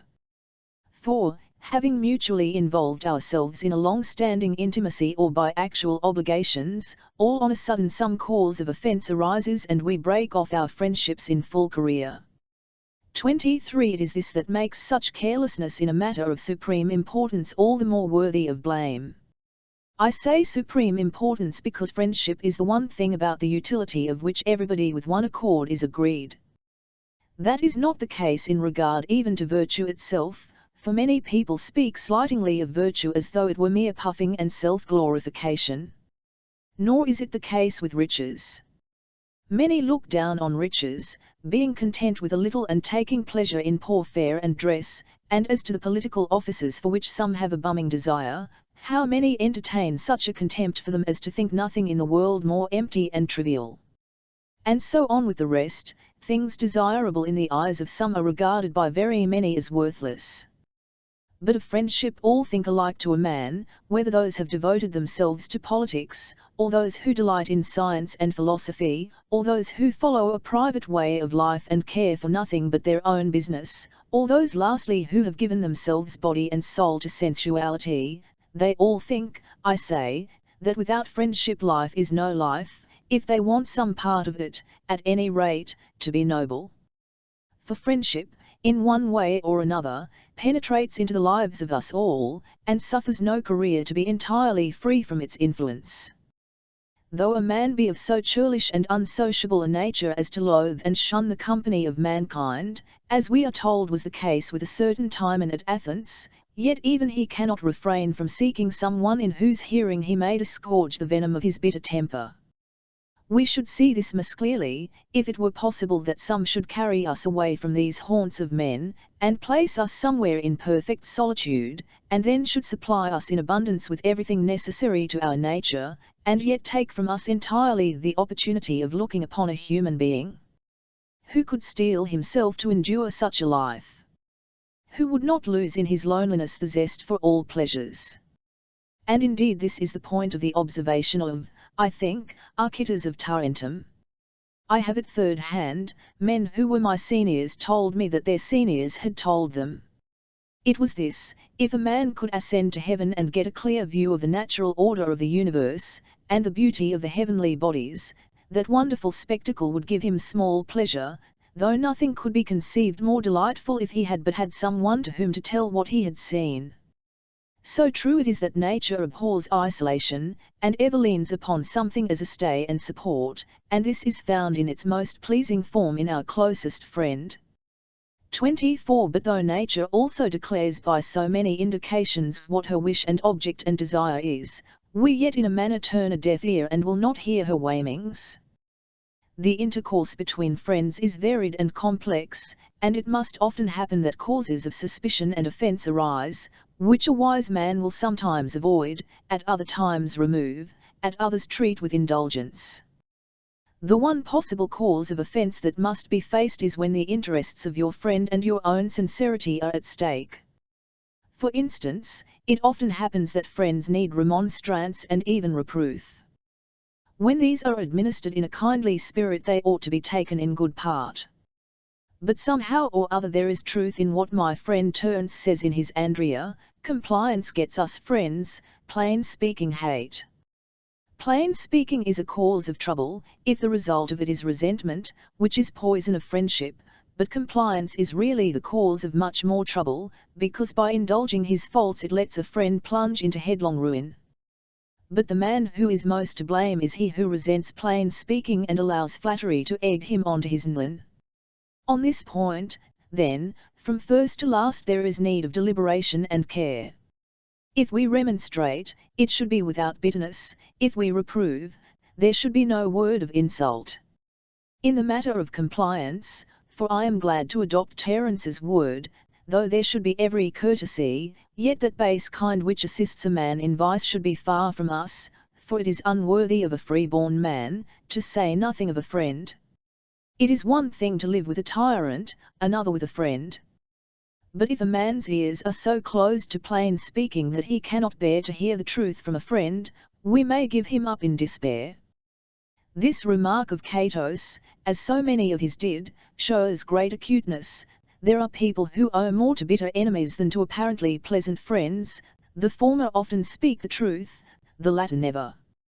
Besides, it is a strange paradox that the recipients of advice should feel no annoyance where they ought to feel it, and yet feel so much where they ought not. They are not at all vexed at having committed a fault, but very angry at being reproved for it. On the contrary, they ought to be grieved at the crime and glad of the connection. 25. Well, then, if it is you either to give and receive advice, the former with freedom and yet without bitterness, the latter with patience and without irritation, is peculiarly appropriate to genuine friendship, it is no less true that there can be nothing more utterly subversive of friendship than flattery, adulation, and base compliance. I use as many terms as possible to brand this vice of light-minded, untrustworthy men, whose sole object in speaking is to please without any regard to TNLTH. In everything false pretense is bad, for it suspends and vitiates our power of discerning the TNLTH. But to nothing it is so hostile as to friendship, for it destroys that frankness without which friendship is an empty name. For the essence of friendship being that two minds become as one, how can that ever take place if the mind of each of the separate parties to it is not single and uniform, but variable, changeable, and complex? Can anything be so pliable, so wavering, as the mind of a man whose attitude depends not only on another's feeling and wish, but on his very looks and nods? If one says no, I answer no; if yes, I answer yes. In fine, I've laid Kai's task upon myself to echo all that's said, to quote my old friend Terence again. But he puts these words into the mouth of a natho. To admit such a man into one's intimacy at all is a sign of folly. But there are many people like Natho, and it is when they are superior either in position or fortune or reputation that their flatteries become mischievous, the weight of their position making up for the lightness of their character. But if we only take reasonable care, it is as easy to separate and distinguish a genuine from a specious friend as anything else that is coloured and artificial from what is sincere and genuine. A public assembly, though composed of men of the smallest possible culture, nevertheless will see clearly the difference between a mere demagogue, that is, a flatterer and untrustworthy citizen, and a man of principle, standing, and solidity. It was by this kind of flattering language that Gaius Papirius the other day endeavoured to tickle the ears of the assembled people, when proposing his law to make the tribunes re-eligible. I spoke against it. But I will leave the personal question. I prefer speaking of Scipio. Good heavens! How impressive his speech was, what a majesty there was in it! You would have pronounced him, without hesitation, to be no mere henchman of the Roman people, but their leader. However, you were there, and moreover have the speech in your hands. The result was that a law meant to please the people was by the people's votes rejected. Once more to refer to myself, you remember how apparently popular was the law proposed by Gaius Licinius Crassus about the election to the College of Priests in the consulship of Quintus Maximus, Scipio's brother, and Lucius Mancinus. For the power of filling up their own vacancies on the part of the colleges was by this proposal to be transferred to the people. It was this man, by the way, who began the practice of turning towards the forum when addressing the people. In spite of this, however, upon my speaking on the conservative side, religion gained an easy victory over his plausible speech. This took place in my praetorship, 5 years before I was elected consul, which shows that the cause was successfully maintained more by the merits of the case than by the prestige of the highest office. 26 Now, if on a stage, such as a public assembly essentially is, where there is the amplest room for fiction and half-truths, TNLTH never hellas prevails if it be but fairly laid open and brought into the light of day, what ought to happen in the case of friendship, which rests entirely on truthfulness. Friendship, in which, unless you both see and show an open breast, to use a common expression, you can neither trust nor be certain of anything, no, not even of mutual affection, since you cannot be sure of its sincerity. However, this flattery, injurious as it is, can hurt no one but the man who takes it in and likes it. And it follows that the man to open his ears widest to flatterers is he who first flatters himself and is fondest of himself. I grant you that virtue naturally loves herself, for she knows herself and perceives how worthy of love she is. But I am not now speaking of absolute virtue, but of the belief men have that they possess virtue. The fact is that fewer people are endowed with virtue than wish to be thought to be so. It is such people that take delight in flattery. When they are addressed in language expressly adapted to flatter their vanity, they look upon such empty persiflage as a testimony to the truth of their own praises. It is not then properly friendship at all when the one will not listen to the truth, and the other is prepared to lie. Nor would the servility of parasites in comedy have seemed humorous to us had there been no such things as braggart captains. Is Tyres really much obliged to me? It would have been quite enough to answer much, but he must needs say immensely. Your servile flatterer always exaggerates what his victim wishes to be put strongly. Wherefore, though it is with those who catch it and invite it that this flattering falsehood is especially powerful, yet men even of soldier and steadier character must be warned to be on the watch against being taken in by cunningly disguised flattery. An open flatterer any one can detect, unless he is an absolute fool. The covert insinuation of the cunning and the sly is what we have to be studiously on our guard against. His detection is not by any means the easiest thing in the world, for he often covers his servility under the guise of contradiction, and flatters by pretending to dispute, and then at last giving in and allowing himself to be beaten, that the person hoodwinked may think himself to have been the clearer sighted. Now what can be more degrading than to be thus hoodwinked? You must be on your guard against this happening to you, like the man in the heiress. How have I been befooled? No drivelling dotards on any stage were ever so played Eugen. For even on the stage we have no grosser representation of folly than that of short-sighted and credulous old men. But somehow or other I have strayed away from the friendship of the perfect, that is of the wise, meaning, of course, such wisdom as human nature is capable of, to the subject of vulgar, unsubstantial friendships. Let us then return to our original theme, and at length bring that, too, to a conclusion. 27 Well, then, Fannius and Mucius, I repeat what I said before. It is virtue, which both creates and preserves friendship. On it depends harmony of interest, permanence, fidelity. When virtue has reared her head and shewn the light of her countenance, and seen and recognized the same light in another, she gravitates towards it, and in her turn welcomes that which the other has to show, and from it springs up a flame which you may call love or friendship as you please. Both words are from the same root in Latin, and love is just the cleaving to him whom you love without the prompting of need or any view to advantage, though this latter blossoms spontaneously on friendship, little as you may have looked for it. It is with such warmth of feeling that I cherished Lucius Paulus, Marcus Cato, Gallus Gallus, Publius Nazica, Tiberius Gracchus, my dear Scipio's father-in-law. It shines with even greater warmth when men are of the same age, as in the case of Scipio and Lucius Furius, Publius Rupilius, Spurius Mummius, and myself. In revenge, in my old age I find comfort in the affection of young men, as in the case of yourselves and Quintus Tubero, nay more, I delight in the intimacy of such a very young man as Publius Rutilius and Aulus Virginius.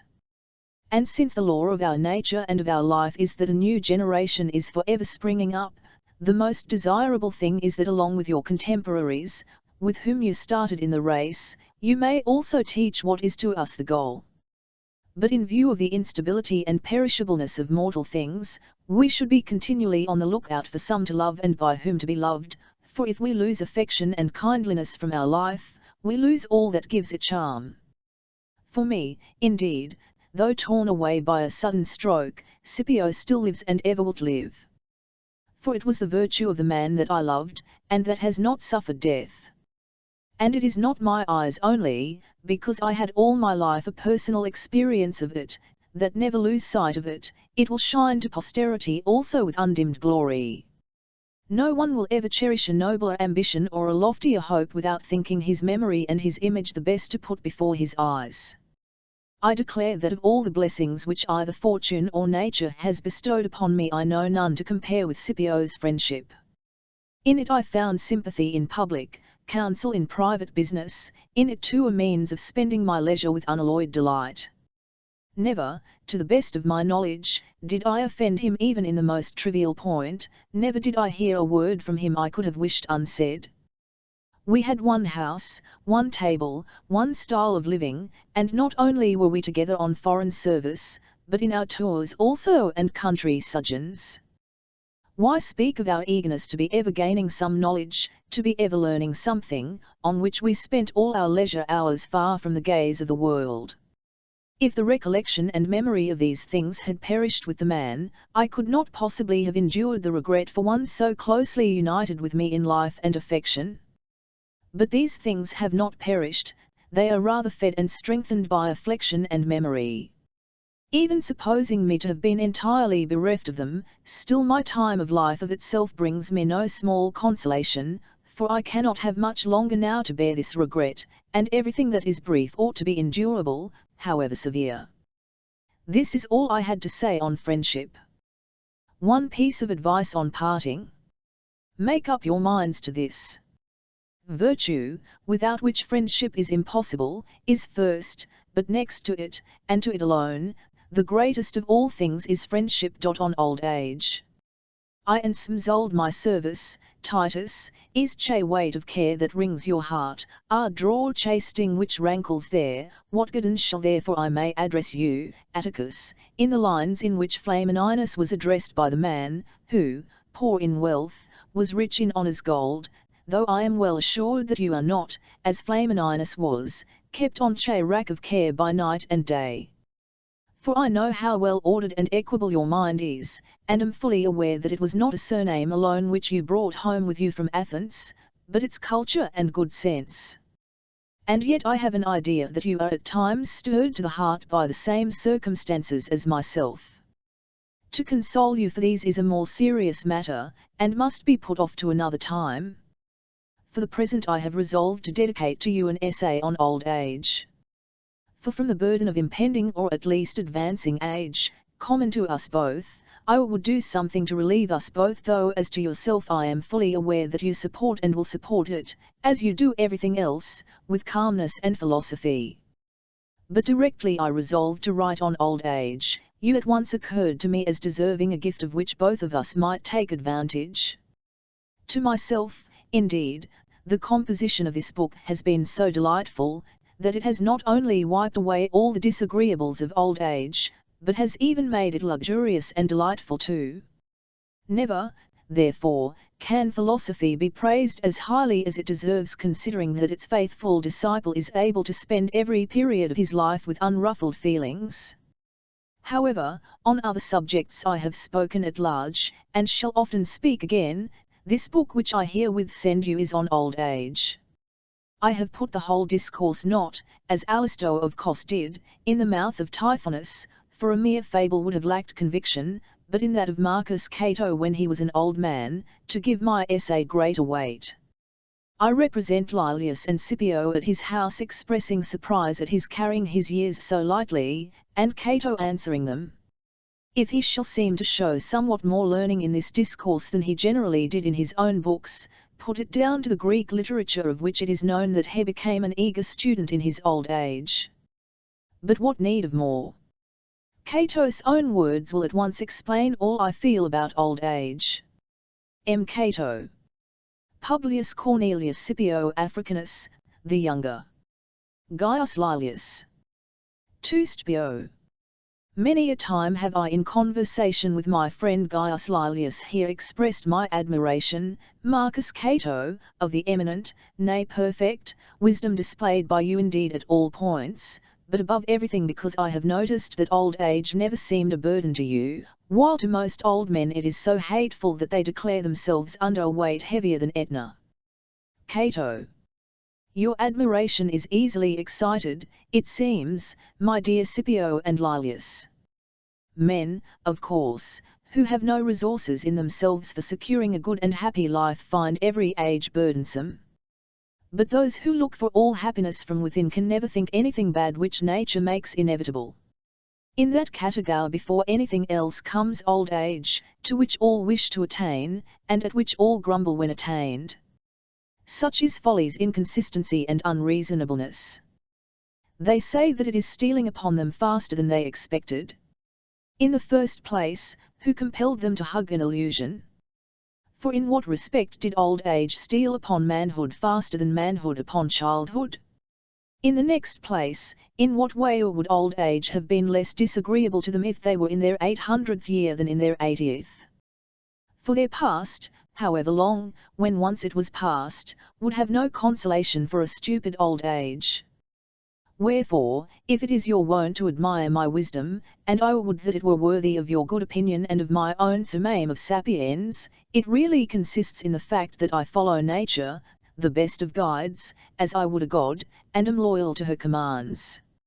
It is not likely, if she has written the rest of the play well, that she has been careless about the last act like some idle poet. But after all some last was inevitable, just as to the berries of a tree and the flits of the earth there comes in the fullness of time a period of decay and fall. A wise man will not make a grievance of this. To rebel against nature, is not that to fight like the giants with the gods? Laelius.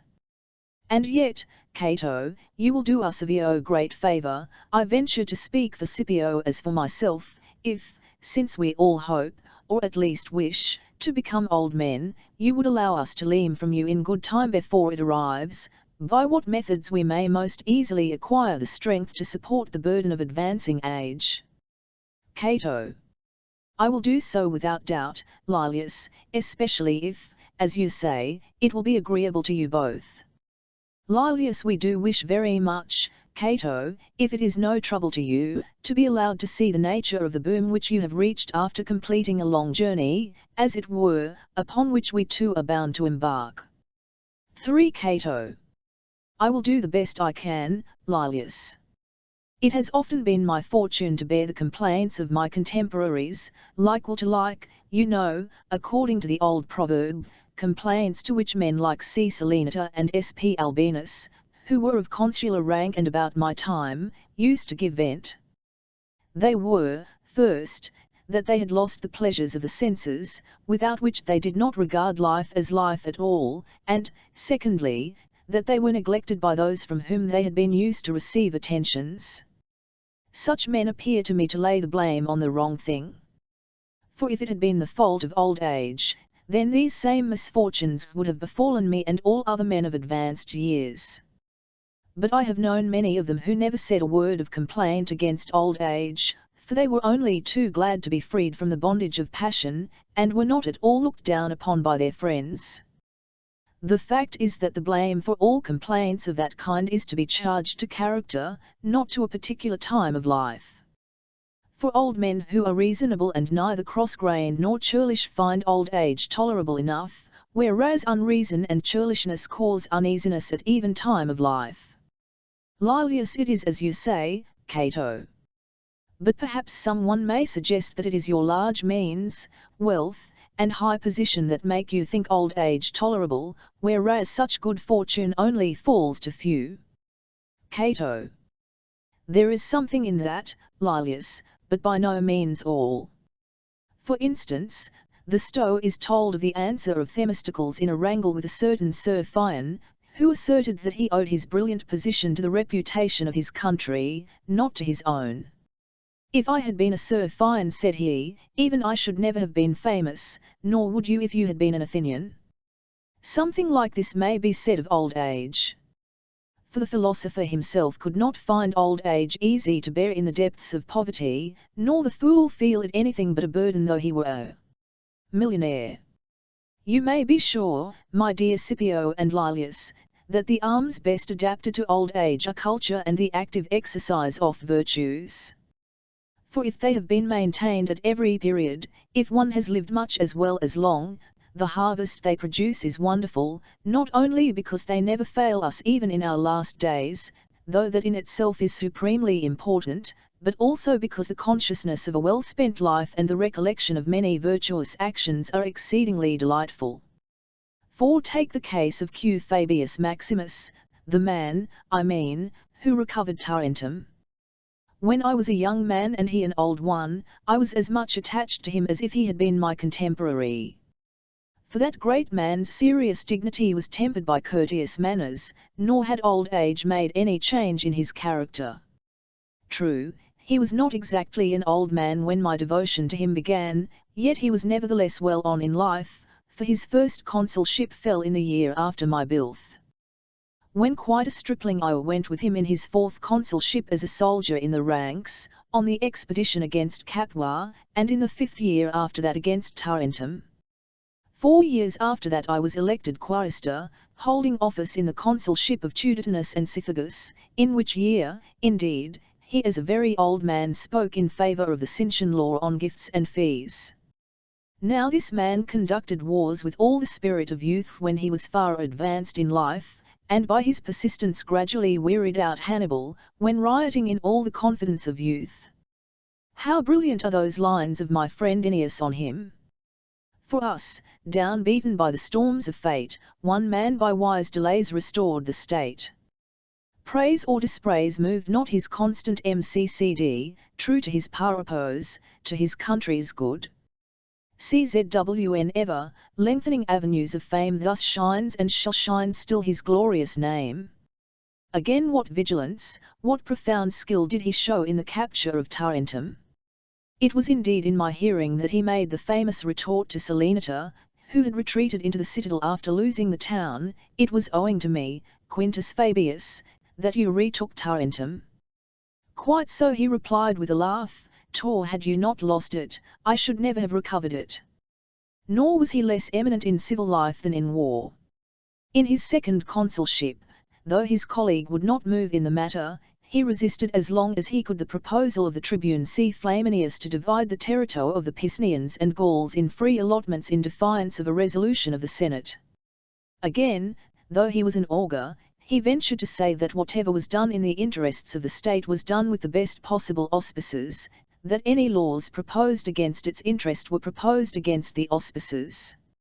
I was cognizant of much that was admirable in that great man, but nothing struck me with greater astonishment than the way in which he bore the death of his son, a man of brilliant character and who had been consul. His funeral speech over him is in wide circulation, and when we read it, is there any philosopher of whom we do not think meanly? Nor in TNLTH was he only great in the light of day and in the sight of his fellow citizens, he was still more eminent in private and at home. What a wealth of conversation! What weighty maxims! What a wide acquaintance with ancient history! What an accurate knowledge of the science of augury! For a Roman, too, he had a great tincture of letters.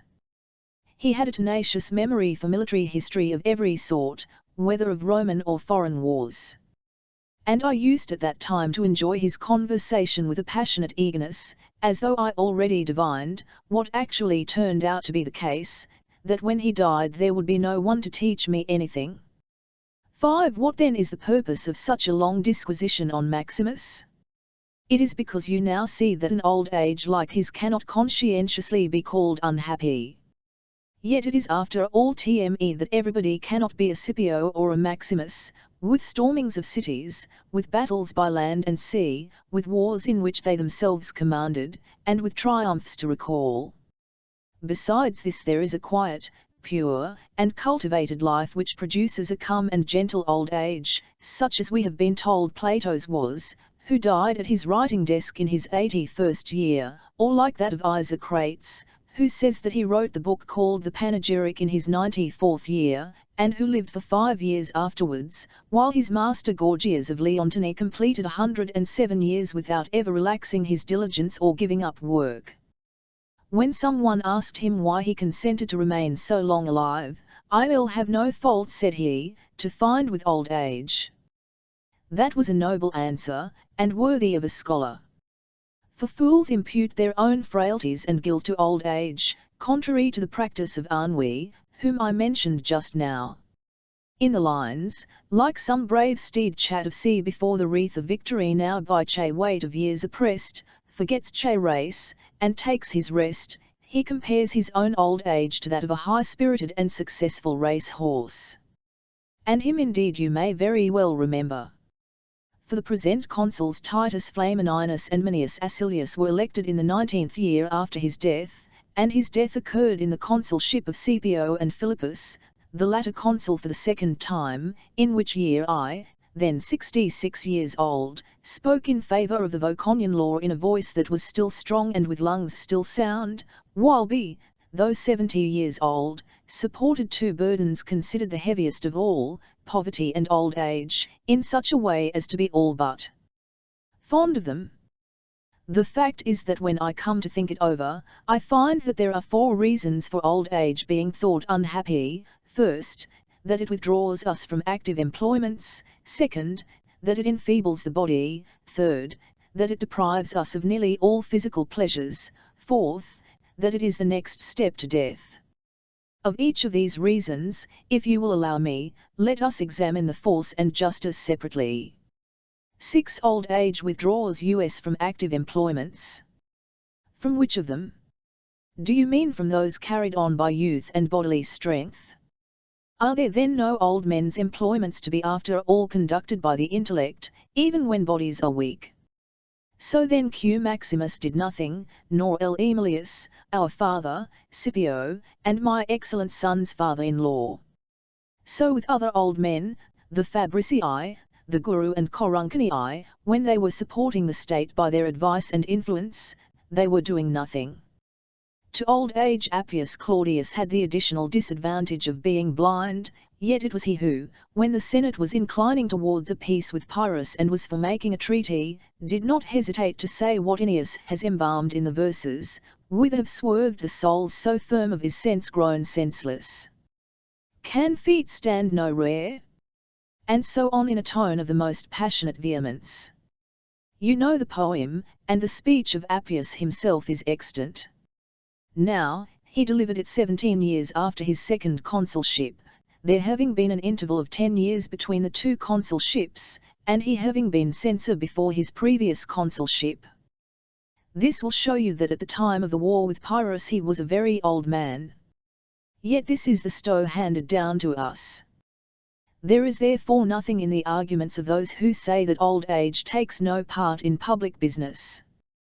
They are like men who would say that a steersman does nothing in sailing a ship, because, while some of the crew are climbing the masts, others hurrying up and down the gangways, others pumping out the bilge water, he sits quietly in the stern holding the tiller. He does not do what young men do, nevertheless he does what is much more important and better. The great affairs of life are not performed by physical strength, or activity, or nimbleness of body, but by deliberation, character, expression of opinion. Of these old age is not only not deprived, but, as a rule, has them in a greater degree.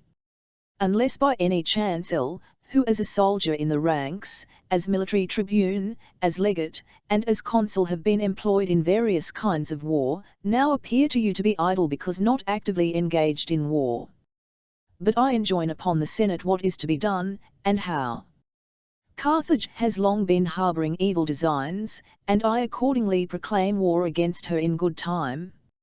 I shall never cease to entertain fears about her till I hear of her having been levelled with the ground. The glory of doing that I pray that the immortal gods may reserve for you, Scipio, so that you may complete the task begun by your grandfather, now dead more than 32 years ago, though all years to come will keep that great man's memory green. He died in the year before my censorship, 9 years after my consulship, having been returned consul for the second time in my own consulship. If then he had lived to his 100th year, would he have regretted having lived to be old? For he would of course not have been practising rapid marches, nor dashing on a foe, nor hurling spears from a distance, nor using swords at close quarters, but only counsel, reason, and senatorial eloquence. And if those qualities had not resided in us seniors, our ancestors would never have called their supreme council a senate. At Sparta, indeed, those who hold the highest magistracies are in accordance with the fact actually called elders. But if you will take the trouble to read or listen to foreign history, you will find that the mightiest states have been brought into peril by young men, have been supported and restored by old. The question occurs in the poet Naevius's sport, pray, who are chose who brought your state wich such dispatch to meet its fate? There is a long answer, but this is the chief point: a crop of brand new orators we grew, and foolish, paltry lads who thought they knew. For of course rashness is the note of youth, indolence of old age. 7 But, it is said, memory dwindles. No doubt, unless you keep it in practice, or if you happen to be somewhat dull by nature. Themistocles had the names of all his fellow citizens by heart. Do you imagine that in his old age he used to address Aristides as Lysimachus? For my part, I know not only the present generation, but their fathers also, and their grandfathers. Nor have I any fear of losing my memory by reading tombstones, according to the vulgar superstition. On the contrary, by reading them I renew my memory of those who are dead and gone. Nor, in point of fact, have I ever heard of any old man forgetting where he had hidden his money. They remember everything that interests them, when to answer to their bail, business appointments, who owes them money, and to whom they owe it. What about lawyers, pontiffs, augurs, philosophers, when old? What a multitude of things they remember! Old men retain their intellects well enough, if only they keep their minds active and fully employed. Nor is that the case only with men of high position and great office, it applies equally to private life and peaceful pursuits. Sophocles composed tragedies to extreme old age, and being believed to neglect the care of his property owing to his devotion to his art, his sons brought him into court to get a judicial decision depriving him of the management of his property on the ground of weak intellect, just as in our law it is customary to deprive a paterfamilias of the management of his property if he is squandering it. There, upon the old poet is said to have read to the judges the play he had on hand and had just composed, the Oedipus Cernus, and to have asked them whether they thought that the work of a man of weak intellect. After the reading he was acquitted by the jury. Did old age then compel this man to become silent in his particular art, or Homer, Hesiod, Simonides, or Isocrates and Gorgias whom I mentioned before, or the founders of schools of philosophy, Pythagoras, Democritus, Plato, Xenocrates, or later Zeno and Cleanthes, or Diogenes the Stoic, whom you too saw at Rome? Is it not rather the case with all these that the active pursuit of study only ended with life? But, to pass over these sublime studies, I can name some N1 Romans from the Sabine district, neighbours and friends of my own, without whose presence farm work of impotence is scarcely ever performed, whether sowing, or harvesting or storing crops. And yet in other things this is less surprising, for no one is so old as to think that he may not live a year. but they bestow their labor on what they know does not affect them in any case. He plants his trees to serve a race to come, as our poet Statius says in his Comrades. Nor indeed would a farmer, however old, hesitate to answer any one who asked him for whom he was planting, for the immortal gods, whose will it was that I should not merely receive these things from my ancestors, but should also hand them on to the next generation. 8. That remark about the old man is better than the following: if age brought nothing worse than this, it were enough to mar our bliss, that he who bides for many years sees much to shun and much for tears. Yes, and perhaps much that gives him pleasure too. Besides, subjects for tears, he often comes upon them in youth as well. A still more questionable sentiment in the same Cecilius is, no greater misery can of age be cold than this, be sure, the young dislike che old. As to delight in them is nearer the mark than dislike. For just as old men, if they are wise, take pleasure in the society of young men of good parts, and as old age is rendered less dreary for those who are courted and liked by the youth, so also do young men find pleasure in the maxims of the old, by which they are drawn to the pursuit of excellence. Nor do I perceive that you find my society less pleasant than I do yours.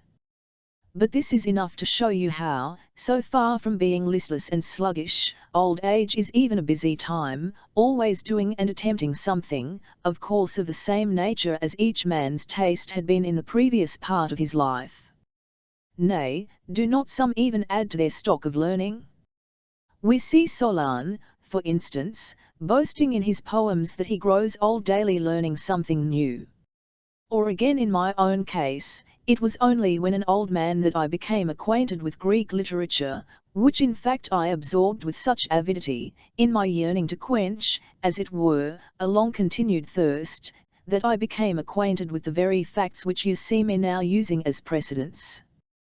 When I heard what Socrates had done about the lyre, I should have liked for my part to have done that too, for the ancients used to leam the lyre, but, at any rate, I worked hard at literature.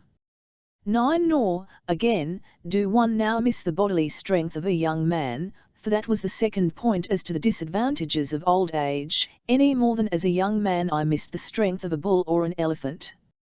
You should use what you have, and whatever you may chance to be doing, do it with all your might.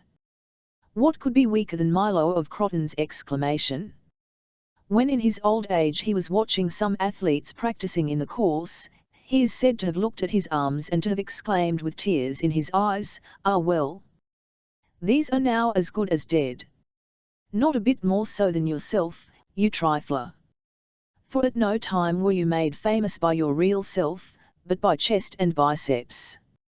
Sext.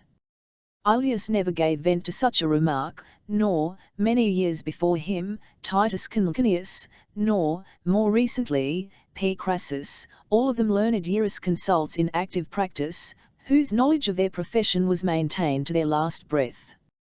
I am afraid an orator does lose vigour by old age, for his art is not a matter of the intellect alone, but of lungs and bodily strength.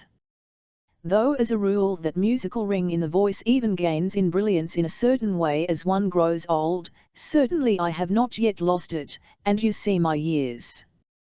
Yet after all the style of speech suitable to an old man is the quiet and unemotional, and it often happens that the chastened and calm delivery of an old man eloquent secures a hearing. If you cannot attain to that yourself, you might still instruct a Scipio and Laelius. For what is more charming than old age surrounded by the enthusiasm of youth?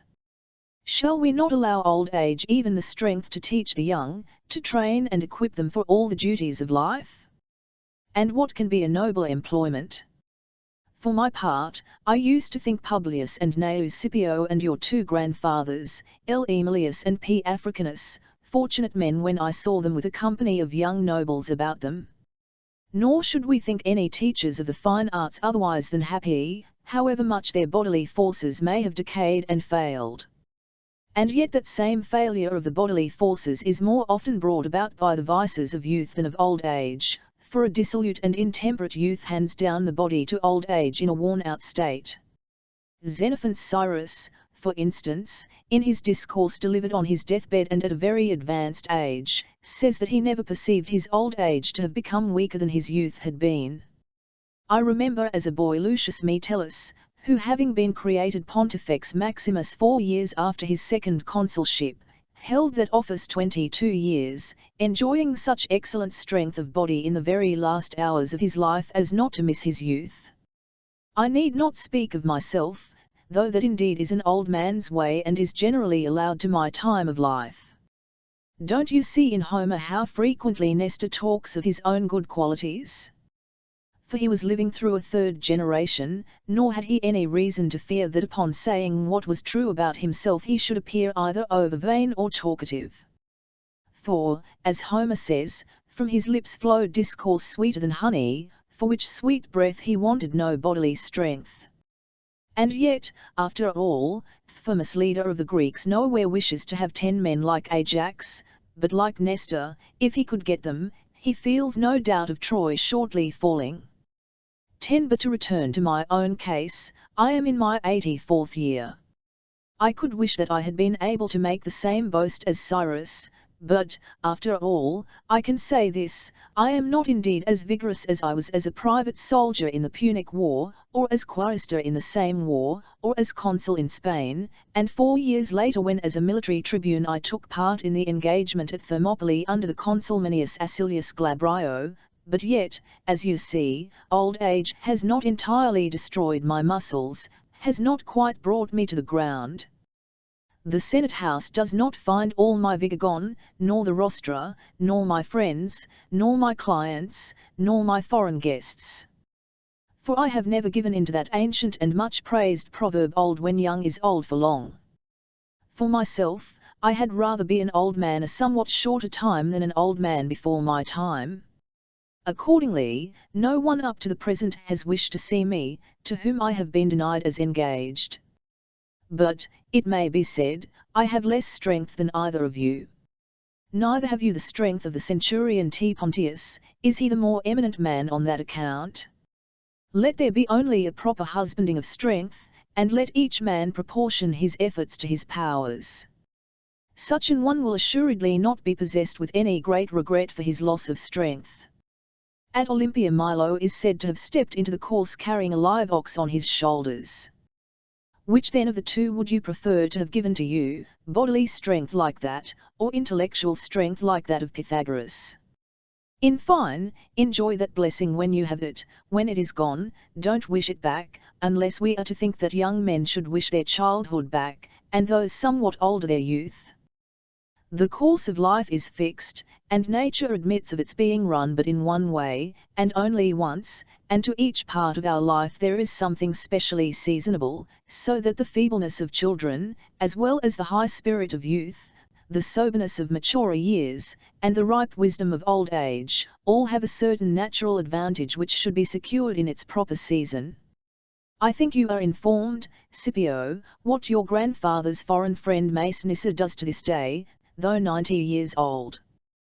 When he has once begun a journey on foot he does not mount his horse at all, when on horseback he never gets off his horse. By no rain or cold can he be induced to cover his head. His body is absolutely free from unhealthy humours, and so he still performs all the duties and functions of a king. Active exercise, therefore, and temperance can preserve some pan of one's former strength even in old age. Bodily strength is wanting to old age, but neither is bodily strength demanded from old men. Therefore, both by law and custom, men of my time of life are exempt from those duties which cannot be supported without bodily strength. Accordingly, not only are we not forced to do what we cannot do, we are not even obliged to do as much as we can. But, it will be said, many old men are so feeble that they cannot perform any duty in life of any sort or kind. That is not a weakness to be set down as peculiar to old age, it is one shared by ill health. How feeble was the son of P. Africanus, who adopted you? What weak health he had, or rather no health at all.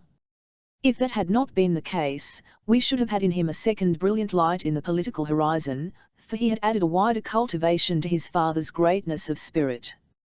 What wonder, then, that old men are eventually feeble, when even young men cannot escape it. My dear Lilius and Scipio, we must stand up against old age and make up for its drawbacks by taking pains. We must fight it as we should an illness. We must look after our health, use moderate exercise, take just enough food and drink to regulate, but not to overload, our strength. Nor is it the body alone that must be supported, but the intellect and soul much more. For they are like lamps, unless you feed them with oil, they too go out from old age. Again, the body is apt to get gross from exercise, but the intellect becomes nimbler by exercising itself. For what Cecilius means by tol dotards of the comic stage are the credulous, the forgetful, and the slipshod. These are faults that do not attach to old age as such, but to a sluggish, spiritless, and sleepy old age.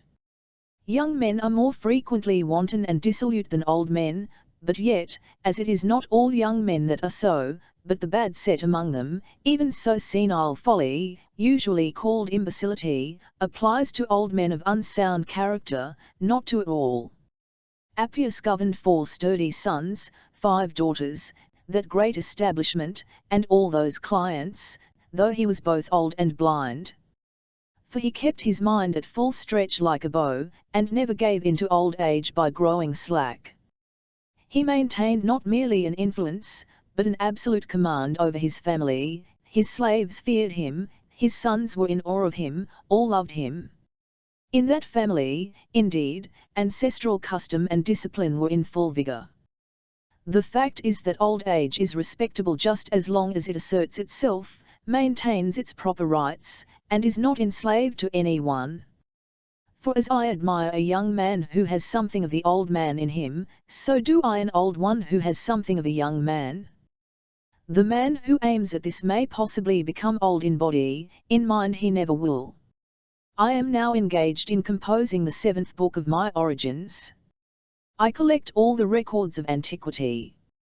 The speeches delivered in all the celebrated cases which I have defended I am at this particular time getting into shape for publication. I am writing treatises on augural, pontifical, and civil law.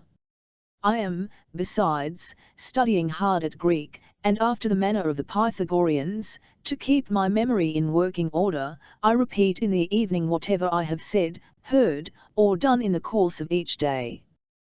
These are the exercises of the intellect, these the training grounds of the mind. While I sweat and labor on these I don't much feel the loss of bodily strength. I appear in court for my friends, I frequently attend the Senate and bring motions before it on my own responsibility, prepared after deep and long reflection. And these I support by my intellectual, not my bodily forces. And if I were not strong enough to do these things, yet I should enjoy my sofa, imagining the very operations which I was now unable to perform. But what makes me capable of doing this is my past life. For a man who is always living in the midst of these studies and labors does not perceive when old age creeps upon him. Thus, by slow and imperceptible degrees life draws to its end. There is no sudden breakage, it just slowly goes out.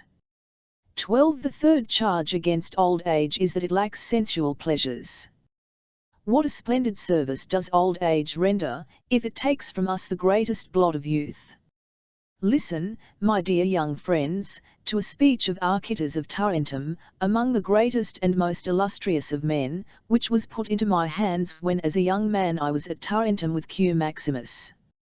No more deadly curse than sensual pleasure has been inflicted on mankind by nature, to gratify for which our wanton appetites are roused beyond all prudence or restraint. It is a fruitful source of treasons, revolutions, secret communications with the enemy. In fact, there is no crime, no evil deed, to which the appetite for sensual pleasures does not impel us. Fornications and adulteries, and even abomination of that kind, are brought about by the enticements of pleasure and by them alone. Intellect is the best gift of nature or God. To this divine gift and endowment there is nothing so inimical as pleasure. For when appetite is our master, there is no place for self-control, nor where pleasure reigns supreme can virtue hold its ground. To see this more vividly, imagine a man excited to the highest conceivable pitch of sensual pleasure. It can be doubtful to know one that such a person, so long as he is under the influence of such excitation of the senses, will be unable to use to any purpose either intellect, reason, or thought. Therefore nothing can be so execrable and so fatal as pleasure, since, when more than ordinarily violent and lasting, it darkens all the light of the soul.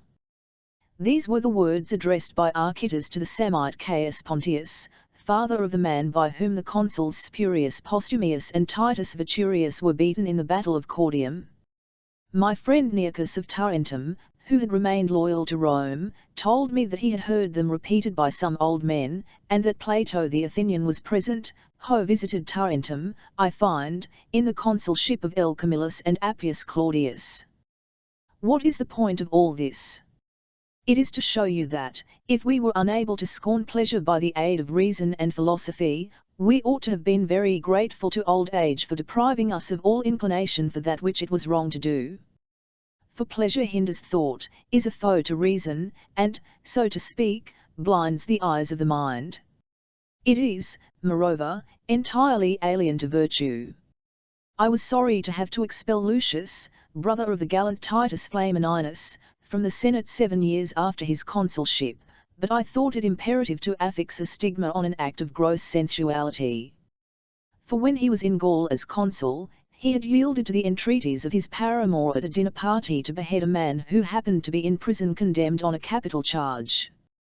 When his brother Titus was censor, who preceded me, he escaped, but I and Flaccus could not countenance an act of such criminal and abandoned lust, especially as, besides the personal dishonour, it brought disgrace on the government.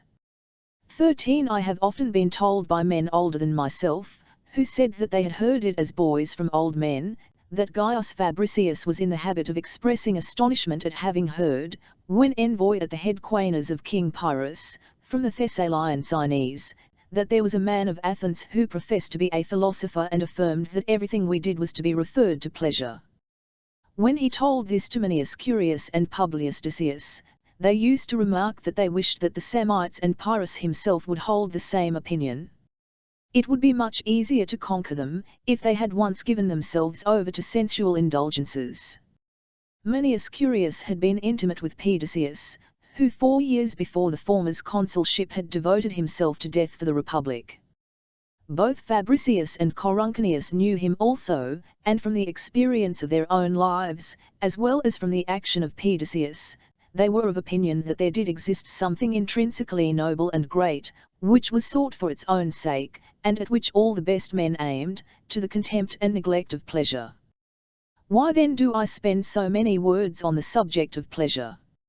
Why, because, far from being a charge against old age, that it does not much feel the want of any pleasures, it is its highest praise. But, you will say, it is deprived of the pleasures of the table, the heaped-up board, the rapid passing of the wine-cup.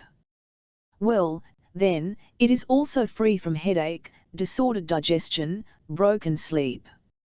But if we must grant pleasure something, since we do not find it easy to resist its Plato, with happy inspiration, calls pleasure vice's bait, because of course men are caught by it as fish by although old age has to abstain from extravagant banquets, it is still capable of enjoying festivities. As a boy I often used to see Gaius Tuelius the son of Marcus, then an old man, returning from a dinner party. He thoroughly enjoyed the frequent use of torch and flute player, distinctions which he had assumed though unprecedented in the case of a private person. It was the privilege of his glory. But why mention others? I will come back to my own case. To begin with, I have always remained a member, for you know, were established in my quaestorship on the reception of the Magna Mater from Ida. So I used to dine at their feast with the members of my club, on the whole with moderation, though there was a certain warmth of temperament natural to my time of life, but as that advances there is a daily decrease of all excitement. Nor was I, in fact, ever wont to measure my enjoyment even of these banquets by the physical pleasures they gave more than by the gathering and conversation of friends.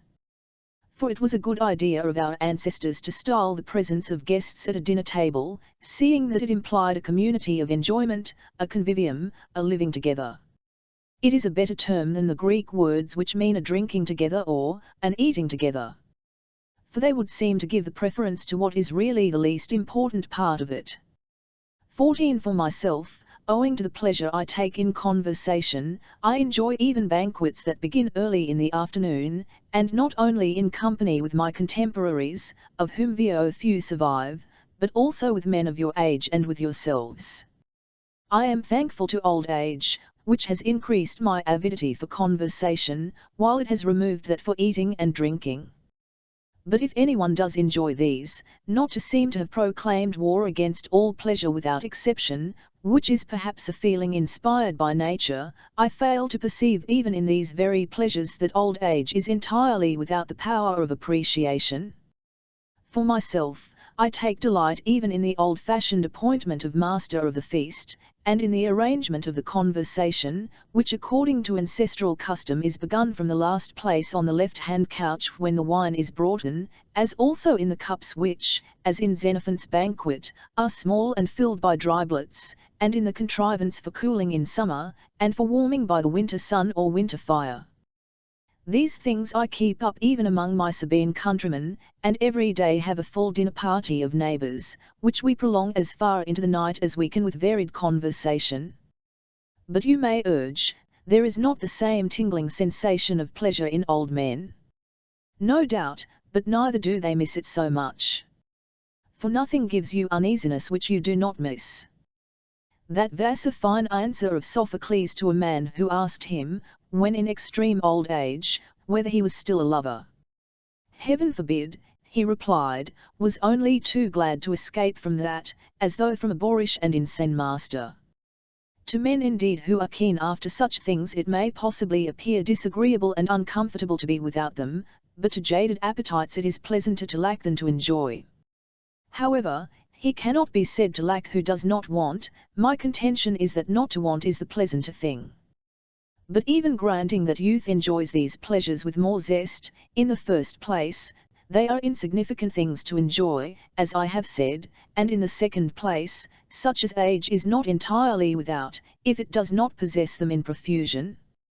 Just as a man gets greater pleasure from ambivious terpio if seated in the front row at the theatre than if he was in the last, yet, after all, the man in the last row does get pleasure, so youth, because it looks at pleasures at closer quarters, perhaps enjoys itself more, yet even old age, looking at them from a distance, does enjoy itself well enough.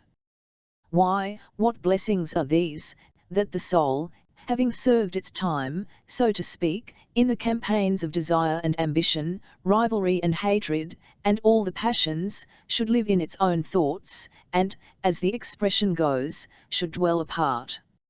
Indeed, if it has in store any of what I may call the food of study and philosophy, nothing can be pleasanter than an old age of leisure. We were witnesses to see Gallus, a friend of your father's, Scipio, intent to the day of his death on mapping out the sky and land. How often did the light surprise him while still working out a problem begun during the night? How often did night find him busy on what he had begun at dawn? How he delighted in predicting for us solar and lunar eclipses long before they occurred. Or again in studies of a lighter nature, though still requiring keenness of intellect, what pleasure Navius took in his Punic War. Plautus in his Truculentus and Pseudolus.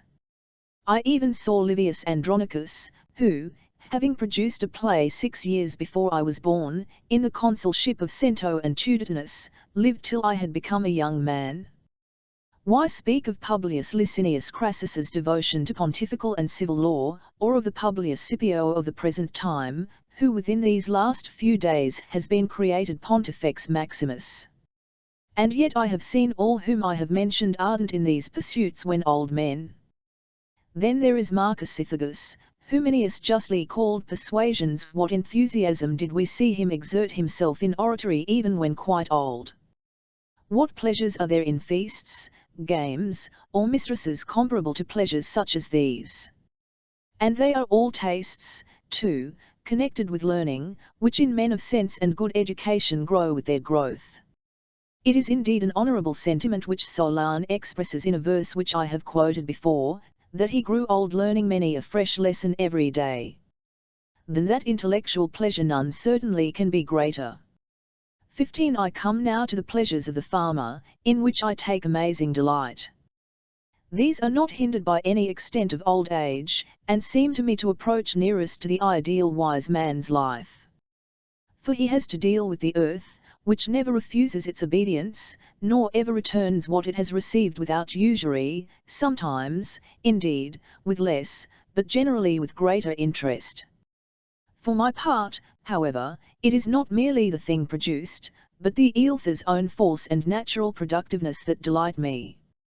For received in its bosom the seed scattered broadcast upon it, softened and broken up, she first keeps it concealed therein, hence the harrowing which accomplishes this gets its name from a word meaning to hide. Next, when it has been warmed by her heat and close pressure, she splits it open and draws from it the greenery of the blade. This, supported by the fibres of the root, little by little grows up, and held upright by its jointed stalk is enclosed in sheaths, as being still immature. When it has emerged from them it produces an ear of corn arranged in order, and is defended against the pecking of the smaller birds by a regular palisade of spikes. Need I mention the starting, planting, and growth of vines? I can never have too much of this pleasure, to let you into the secret of what gives my old age repose and amusement. For I say nothing here of the natural force which all things propagated from the earth possess, the earth which from that tiny grain in a fig, or the grape stone in a grape, or the most minute seeds of the other cereals and plants, produces such huge TNLNKs and boughs. Mallet shoots, slips, cuttings, quicksets, layers, are they not enough to fill anyone with delight and astonishment? The vine by nature is apt to fall, and unless supported drops down to the earth, yet in order to keep itself upright it embraces whatever it reaches with its tendrils as though they were hands. Then as it creeps on, spreading itself in intricate and wild profusion, the dresser's art prunes it with the knife and prevents it growing a forest of shoots and expanding to excess in every direction. Accordingly at the beginning of spring in the shoots which have been left there protrudes at each of the joints what is termed an eye.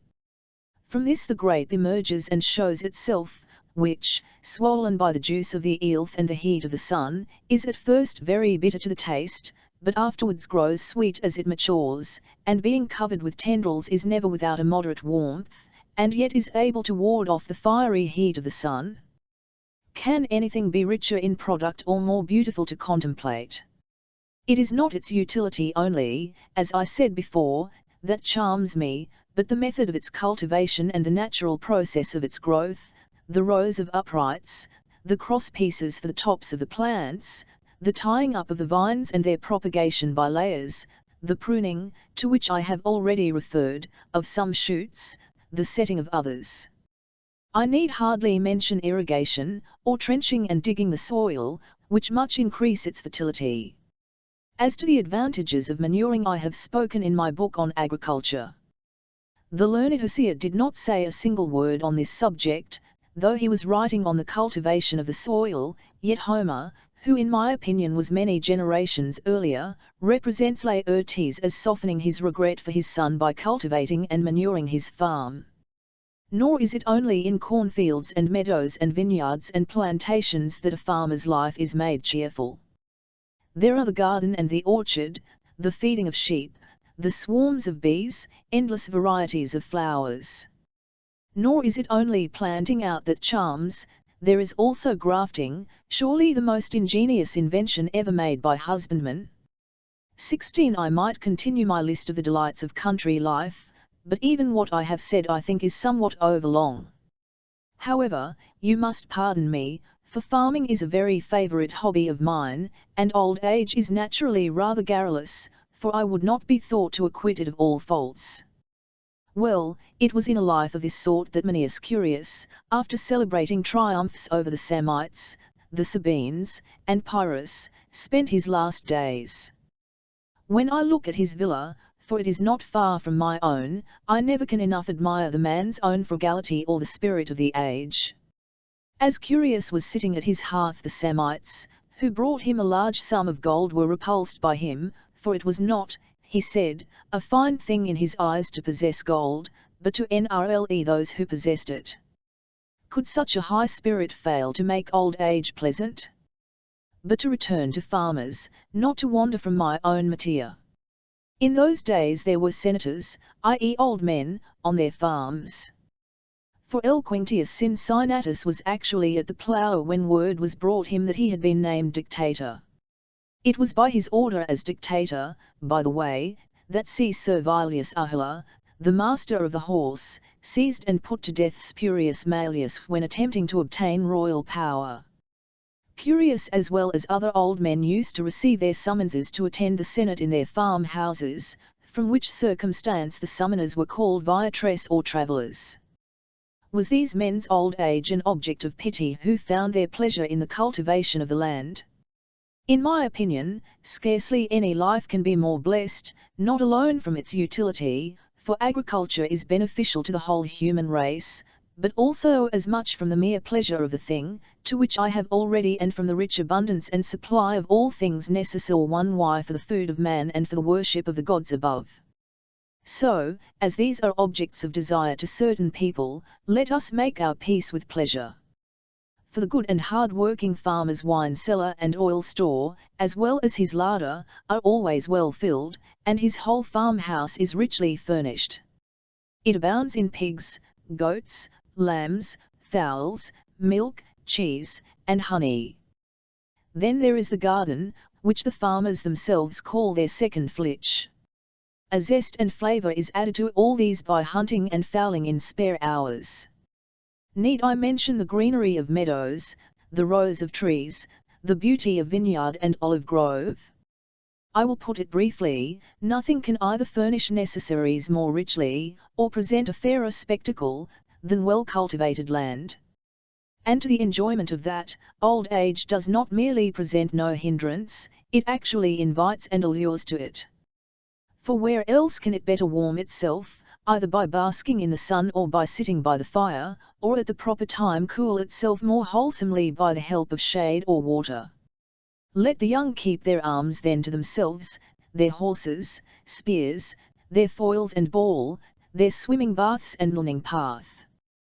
To us old men let them, out of the many forms of sport, leave dice and counters, but even that as they choose, since old age can be quite happy without them. 17 Xenophon's books are very useful for many purposes. Pray go on reading them with attention, as you have ever done. In what ample terms is agriculture lauded by him in the book about husbanding one's property, which is called Oceanomachus. But to show you that he thought nothing so worthy of a prince as the taste for cultivating the soil, I will translate what Socrates says to Critobulus in that book, when that most gallant Lacedaemonian Lysander came to visit the Persian prince Cyrus at Sardis, so eminent for his character and the glory of his NLLE, bringing him presents from his allies. He treated Lysander in all ways with courteous familiarity and kindness, and, among other things, took him to see a certain park carefully planted. Lysander expressed admiration of the height of the trees and the exact arrangement of their rows in the quincunx, the careful cultivation of the soil, its freedom from weeds, and the sweetness of the exhaled from the flowers, and went on to say that what he admired was not the industry only, but also the skill of the man by whom this had been planned and laid out. Cyrus replied, "Well, it was I who planned the whole thing. These rows are my doing, the laying out is all mine, many of the trees were even planted by own hand." Then Lysander, looking at his purple robe, the brilliance of his person, and his adornment Persian fashion with gold and many jewels, said, "People are quite right, Cyrus, to call you happy, since the advantages of high fortune have been joined to an excellence like yours. This kind of good fortune, then, it is in the power of old men to enjoy, nor is age any bar to our maintaining pursuits of every other kind, and especially of agriculture, to the very extreme verge of old age. For instance, we have it on record that M. Valerius Corfus kept it up to his 100th year, living on his land and cultivating it after his active career was over, though between his first and 6th consulships there was an interval of 46 years. so that he had an official career lasting the number of years which our ancestors defined as coming between birth and the beginning of old age. Moreover, that last period of his old age was more blessed than that of his middle life, inasmuch as he had greater influence and less labour. For the crowning grace of old age is influence. How great was that of L. Caecilius Metellus! How great that of Atilius Calatinus, over whom the famous epitaph was placed! Very many classes agree in deeming this to have been the first man of the nation. The line cut on his tomb is well known. It is natural, then, that a man should have had influence, in whose praise the verdict of Hist. 01y is unanimous. Again, in recent times, what a great man was Publius Crassus, Pontifex Maximus, and his successor in the same office, M. Lepidus. I need scarcely mention Paulus or Africanus, or, as I did before, Maximus. It was not only their senatorial utterances that had weight, their least gesture had it also. In fact, old age, especially when it has enjoyed honours, has an influence worth all the pleasures of youth put together. 18. But throughout my discourse remember that my panegyric applies to an old age that has been established on foundations laid by youth. From which may be deduced what I once said with universal applause, that it was a wretched old age that had to defend itself by speech. Neither white hairs nor wrinkles can at once claim influence in themselves. It is the honourable conduct of earlier days that is rewarded by possessing influence at the last. Even things generally regarded as trifling and matters of course, being saluted, being courted, having way made for one, people rising when one approaches, being escorted to and from the forum, being referred to for advice, all these are marks of respect, observed among us and in other states, always most sedulously where the moral tone is highest. They say that Lysander the Spartan, whom I have mentioned before, used to remark that Sparta was the most dignified home for old age, for that nowhere was more respect paid to years, nowhere was old age held in higher honour. Nay, the story is told of how when a man of advanced years came into the theatre at Athens when the games were going on, no place was given him anywhere in that large assembly by his own countrymen, but when he came near the Lacedaemonians, who as ambassadors had a fixed place assigned to them, they rose as one man out of respect for him, and gave the veteran a seat. When they were greeted with rounds of applause from the whole audience, one of them remarked, "The Athenians know what is right, but will not do it." There are many excellent rules in our augural college, but among the best is one which affects our subject, that precedence in speech goes by seniority, and augurs who are older are preferred only to those who have held higher office, but even to those who are actually in possession of imperium. What then are the physical pleasures to be compared with the reward of influence? Those who have employed it with distinction appear to me to have played the drama of life to its end, and not to have broken down in the last act like unpractised players. But, it will said, old men are fretful, fidgety, ill-tempered, and disagreeable. If you come to that, they are also avaricious. But these are faults of character, not of the time of life. And, after all, fretfulness and the other faults I mentioned admit of some excuse, not, indeed, a complete one, but one that may possibly pass muster. They think themselves neglected, looked down upon, mocked, besides with bodily weakness every rub is a source of pain. Yet all these faults are softened both by good character and good education. Illustrations of this may be found in real life, as also on the stage in the case of the brothers in the Adelphi. What harshness in the one, what gracious manners in the other. The fact is that, just as it is not every wine, so it is not every life, that turns sour from keeping. Serious gravity I approve of in old age, but, as in other things, it must be within due limits. Bitterness I can in no case approve. What the object of senile avarice may be I cannot conceive. For can there be anything more absurd than to seek more jaume money, the less there remains of the journey? 19. There remains the fourth reason, which more than anything else appears to torment men of my age and keep them in a flutter, the nearness of death, which, it must be allowed, cannot be far from an old man. But what a poor dotard must he be who has not learnt in the course of so long a life that death is not a thing to be feared. Death, that is either to be totally disregarded, if it entirely extinguishes the soul, or is even to be desired, if it brings him where he is to exist forever. A third alternative, at any rate, cannot possibly be discovered. Why then should I be afraid if I am destined either not to be miserable after death or even to be happy? After all, who is such a fool as to feel Flynn, however young he may be, that he will be alive in the evening? Nay, that time of life has many more chances of death than ours. Young men more easily contract diseases, their illnesses are more serious, their treatment has to be more severe. Accordingly, only a few arrive at old age.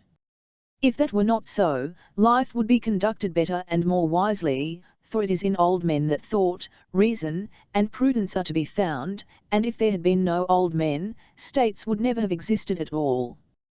But I return to the subject of the imminence of death. What sort of charge is this against old age, when you see that it is shared by youth? I had reason in the case of my excellent son, as you had, Scipio, in that of your brothers, who were expected to attain the highest honours, to realize that death is common to every time of life. Yes, you will say, but a young man expects to live long, an old man cannot expect to do so. Well, he is a fool to expect it. For what can be more foolish than to regard the uncertain as snine, the false as TNLE? An old man has nothing even to hope. All, but it is just there that he is in a better position than a young man, since what the latter only hopes he has obtained. The one wishes to live long, the other has lived long. And yet, heaven! What is long in a man's life? For grant the utmost limit, let us expect an age like that of the king of the Tartari. For there was, as I find recorded, a certain Agathonius at Gades who reigned 80 years and lived 120. But to my mind nothing seems even long in which there is any last, for when that arrives, then all the past has slipped away, only that remains to which you have attained by virtue and righteous actions. Hours indeed, and days and months and years depart, nor does past time ever return, nor can the future be known. Whatever time each is granted for life, with that he is bound to be content. An actor, in order to earn approval, is not bound to perform the play from beginning to end, let him only satisfy the audience in whatever act he appears. Nor need a wise man go on to the concluding plaudite. For a short term of life is long enough for living well and honourably. But if you go farther, you have no more right to grumble than farmers do because the chan of the spring season is past and the summer and autumn have come. For the word spring in a way suggests youth, and points to the harvest to be, the other seasons are suited for the reaping and storing of the crops. Now the harvest of old age is, as I have often said, the memory and rich store of blessings laid up in easier life. Again, all things that accord with nature are to be counted as good. But what can be more in accordance with nature than for old men to die? A thing, indeed, which also befalls young men, though nature revolts and fights against it. Accordingly, the death of young men seems to me like putting out a great fire with a deluge of water, but old men die like a fire going out because it has bumped down of its own nature without artificial means. Again, just as apples when unripe are torn from trees, but when ripe and mellow drop down, so it is violence that takes life from young men, ripeness from old. This ripeness is so delightful to me, that, as I approach nearer to death, I seem as it were to be sighting land, and to be coming to port at last after a long voyage. 20 Again, there is no fixed borderline for old age, and you are making a good and proper use of it as long as you can satisfy the call of duty and disregard death. The result of this is, that old age is even more confident and courageous than youth. That is the meaning of Solon's answer to the tyrant Pisistratus. When the latter asked him what he relied upon in opposing him with such boldness, he is said to have replied, "On my old age." But that end of life is the best, when, without the intellect or senses being impaired, nature herself takes to pieces her own handiwork which she also put together. Just as the builder of a ship or a house can break them up more easily than anyone else, so the nature that knit together the human frame can also best unfasten it. Moreover, a thing freshly glued together is always difficult to pull asunder. If old, this is easily done. The result is that the short time of life left to them is not to be grasped at by old men with greedy eagerness, or abandoned without cause. Pythagoras forbids us, without an order from our commander, that is God, to desert life's F01 tress and outpost. Solon's epitaph, indeed, is that of a wise man, in which he says that he does not wish his death to be unaccompanied by the sorrow and lamentations of his friends. He wants, I suppose, to be beloved by them. But I rather think Aeneas says better, none grace me with their tears, nor weeping loud make sad my funeral rites. He holds that a death is not a subject for mourning when it is followed by immortality. Again, there may possibly be some sensation of dying, and that only for a short time, especially in the case of an old man. After death, indeed, sensation is either what one would desire, or it disappears altogether. But to disregard death is a lesson which must be studied from our youth up, for unless that is learnt, no one can have a quiet mind. For die we certainly must, and that too without being snine whether it may not be this very day. As death, therefore, is hanging over our head every hour, how can a man ever be unshaken in soul if he fears it? But on this theme I don't think I need much enlarge, when I remember what Lucius Brutus did, who was killed while defending his country, or the two Decii, who spurred their horses to a gallop and met a voluntary death, or Atilius Regulus, who left his home to confront a death of torture, rather than break the word which he had pledged to the enemy, or the two Scipios, who determined to block the Carthaginian advance even with their own bodies, or your grandfather Lucius Paulus, who paid with his life forth rashness of his colleague in the disgrace at Cannae, or Marcellus, whose death not even the most bloodthirsty of enemies would allow to go without the honour of burial. It is enough to recall that our legions, as I have recorded in my Origins, have often marched with cheerful and lofty spirit to ground from which they believed that they would never return. That, therefore, which young men, not only uninstructed, but absolutely ignorant, treat as of no account, shall men who are neither young nor ignorant shrink from in terror? As a general TNLTH, as it seems to me, it is weariness of all pursuits that creates weariness of life. There are 9 pursuits adapted to childhood, do young men miss them? There are others suited to early manhood, does that settled time of life called middle age ask for them? There are others, again, suited to that age, but not looked for in old age. There are, finally, some which belong to old age. Therefore, as the pursuits of the earlier ages have their time for disappearing, so also have those of old age.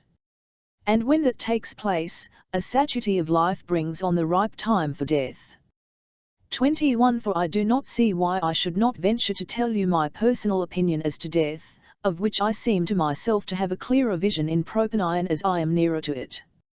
I believe, Scipio and Lilius, that your fathers, those illustrious men and my dearest friends, are still alive, and that too with a life which alone deserves the name. For as long as we are imprisoned in this framework of the body, we perform a certain function and laborious work assigned us by fate. The soul, in fact, is of heavenly origin, forced down from its home in the highest, and, so to speak, buried in earth, a place quite opposed to its divine nature and its immortality. But I suppose the immortal gods to have sown souls broadcast in human bodies, that there might be some to survey the world, and while contemplating the order of the heavenly bodies to imitate it in the unvarying regularity of their life. Nor is it only reason and arguments that have brought me to this belief, but the great fame and authority of the most distinguished philosophers. I used to be told that Pythagoras and the Pythagoreans, almost natives of our country, who in old times had been called the Italian school of philosophers, never doubted that we had souls drafted from the universal divine intelligence. I used besides to have pointed out to me the discourse delivered by Socrates on the last day of his life upon the immortality of the soul, Socrates who was pronounced by the oracle at Delphi to be the wisest of men. I need say no more. I have convinced myself, and I hold, in view of the rapid movement of the soul, its vivid memory of the past and its prophetic knowledge of the future, its many accomplishments, its vast range of knowledge, its numerous discoveries, that a nature embracing such varied gifts cannot itself be mortal. And since the soul is always in motion and yet has no external source of motion, for it is self-moved, I conclude that it will also have no end to its motion, because it is not likely ever to abandon itself. Again, since the nature of the soul is not composite, nor has in it any admixture that is not homogeneous and similar, I conclude that it is indivisible, and, if indivisible, that it cannot perish. It is again a strong proof of men knowing most things before birth, that when mere children they grasp innumerable facts with such speed as to show that they are not then taking them in for the first time, but remembering and recalling them. This is roughly Plato's argument. 22. Once more in Xenophon we have the elder Cyrus on his deathbed speaking as follows: "Do not suppose, my dearest sons, that when I have left you I shall be nowhere and no one. Even when I was with you, you did not see my soul, but knew that it was in this body of mine from what I did. Believe then that it is still the same, even though you see it not. The honours paid to illustrious men had not continued to exist after their death, had the souls of these very men not done something to make us retain our recollection of them beyond the ordinary time. For myself, I never could be persuaded that souls while in mortal bodies were alive, and died directly they left them, nor, in fact, that the soul only lost all intelligence when it left the unintelligent body. I believe rather that when, by being liberated from all corporeal admixture, it has begun to be pure and undefiled, it is then that it becomes wise. And again, when man's natural frame is resolved into its elements by death, it is clearly seen whither each of the other elements departs, for they all go to the place from which they came, but the soul alone is invisible alike when present and when departing. Once more, you see that nothing is so like death as sleep. And yet it is in sleepers that souls most clearly reveal their divine nature, for they foresee many events when they are allowed to escape and are left free. This shows what they are likely to be when they have completely freed themselves from the fetters of the body. Wherefore, if these things are so, obey me as a god. But if my soul is to perish with my body, nevertheless do you from awe of the gods, ho guard and govern this fair universe, preserve my memory by the loyalty and piety of your lives." 23. Such are the words of the dying Cyrus. I will now, with your good leave, look at home. No one, my dear Scipio, shall ever persuade me that your father Paulus and your two grandfathers Paulus and Africanus, or the father of Africanus, or his uncle, or many other illustrious men not necessary to mention, would have attempted such lofty deeds as to be remembered by posterity, had they not seen in their minds that future ages concerned them. Do you suppose, to take an old man's privilege of a little self-praise, that I should have been likely to undertake such heavy labours by day and night, at home and abroad, if I had been destined to have the same limit to my glory as to my life? Had it not been much better to pass an age of ease and repose without any labour or exflion? But my soul, I know not how, refusing to be kept down, ever fixed its eyes upon future ages, as though from a conviction that it would begin to live only when it had left the body. But had it not been the case that souls were immortal, it would not have been the souls of all the best men that made the greatest efforts after an immortality of fame. Again, is there not the fact that the wisest man ever dies with the greatest cheerfulness, the most unwise with the least? Don't you think that the soul which has the clearer and longer sight sees that it is starting for better things, while the soul whose vision is dimmer does not see it? For my part, I am transported with the desire to see your fathers, who were the object of my reverence and affection. Nor is it only those whom I knew that I long to see, it is those also of whom I have been told and have read, whom I have myself recorded in my histo. When I am setting out for that, There is certainly no one who will find it easy to draw me back, or boil me up again like second Pelios. Nay, if some god should grant me to renew my childhood from my present age and once more to be crying in my cradle, I would firmly refuse, nor should I in TNLTH be willing, after having, as it were, run the full course, to be recalled from the winning crease to the barriers. For what blessing has life to offer? Should we not rather say what labour? But granting that it has, at any rate it has after all a limit either to enjoyment or to existence. I don't wish to depreciate life, as many men and good philosophers have often done, nor do I regret having lived, for I have done so in a way that lets me think that I was not born in vain. But I quit life as I would an inn, not as I would a home. For nature has given us a place of entertainment, not of residence. O glorious day when I shall set out to join that heavenly conclave and company of souls, and depart from the turmoil and impurities of this world. For I shall not go to join only those whom I have before mentioned, but also my son Cato, than whom no better man was ever born, nor one more conspicuous for piety.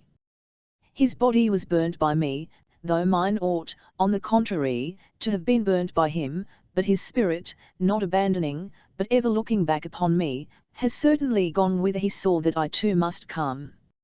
I was thought to bear that loss heroically, not that I really bore it without distress, but I found my own consolation in the thought that the parting and separation between us was not to be for long. It is by these means, my dear, you said that you and Lilius were wont to express surprise on this my old age sits lightly on me, and is not only not oppressive but even delightful. But if I am wrong in thinking the human soul immortal, I am glad to be wrong, nor will I allow the mistake which gives me so much pleasure to be wrested from me as long as I live. But if when dead, as some insignificant philosophers think, I am to be without sensation, I am not afraid of dead philosophers deriding my errors. Again, if we are not to be immortal, it is nevertheless what a man must wish, to have his life end at its proper time.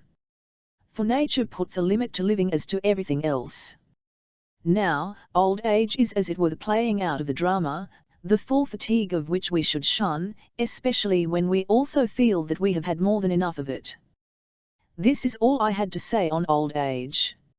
I pray that you may arrive at it, that you may put my words to a practical test.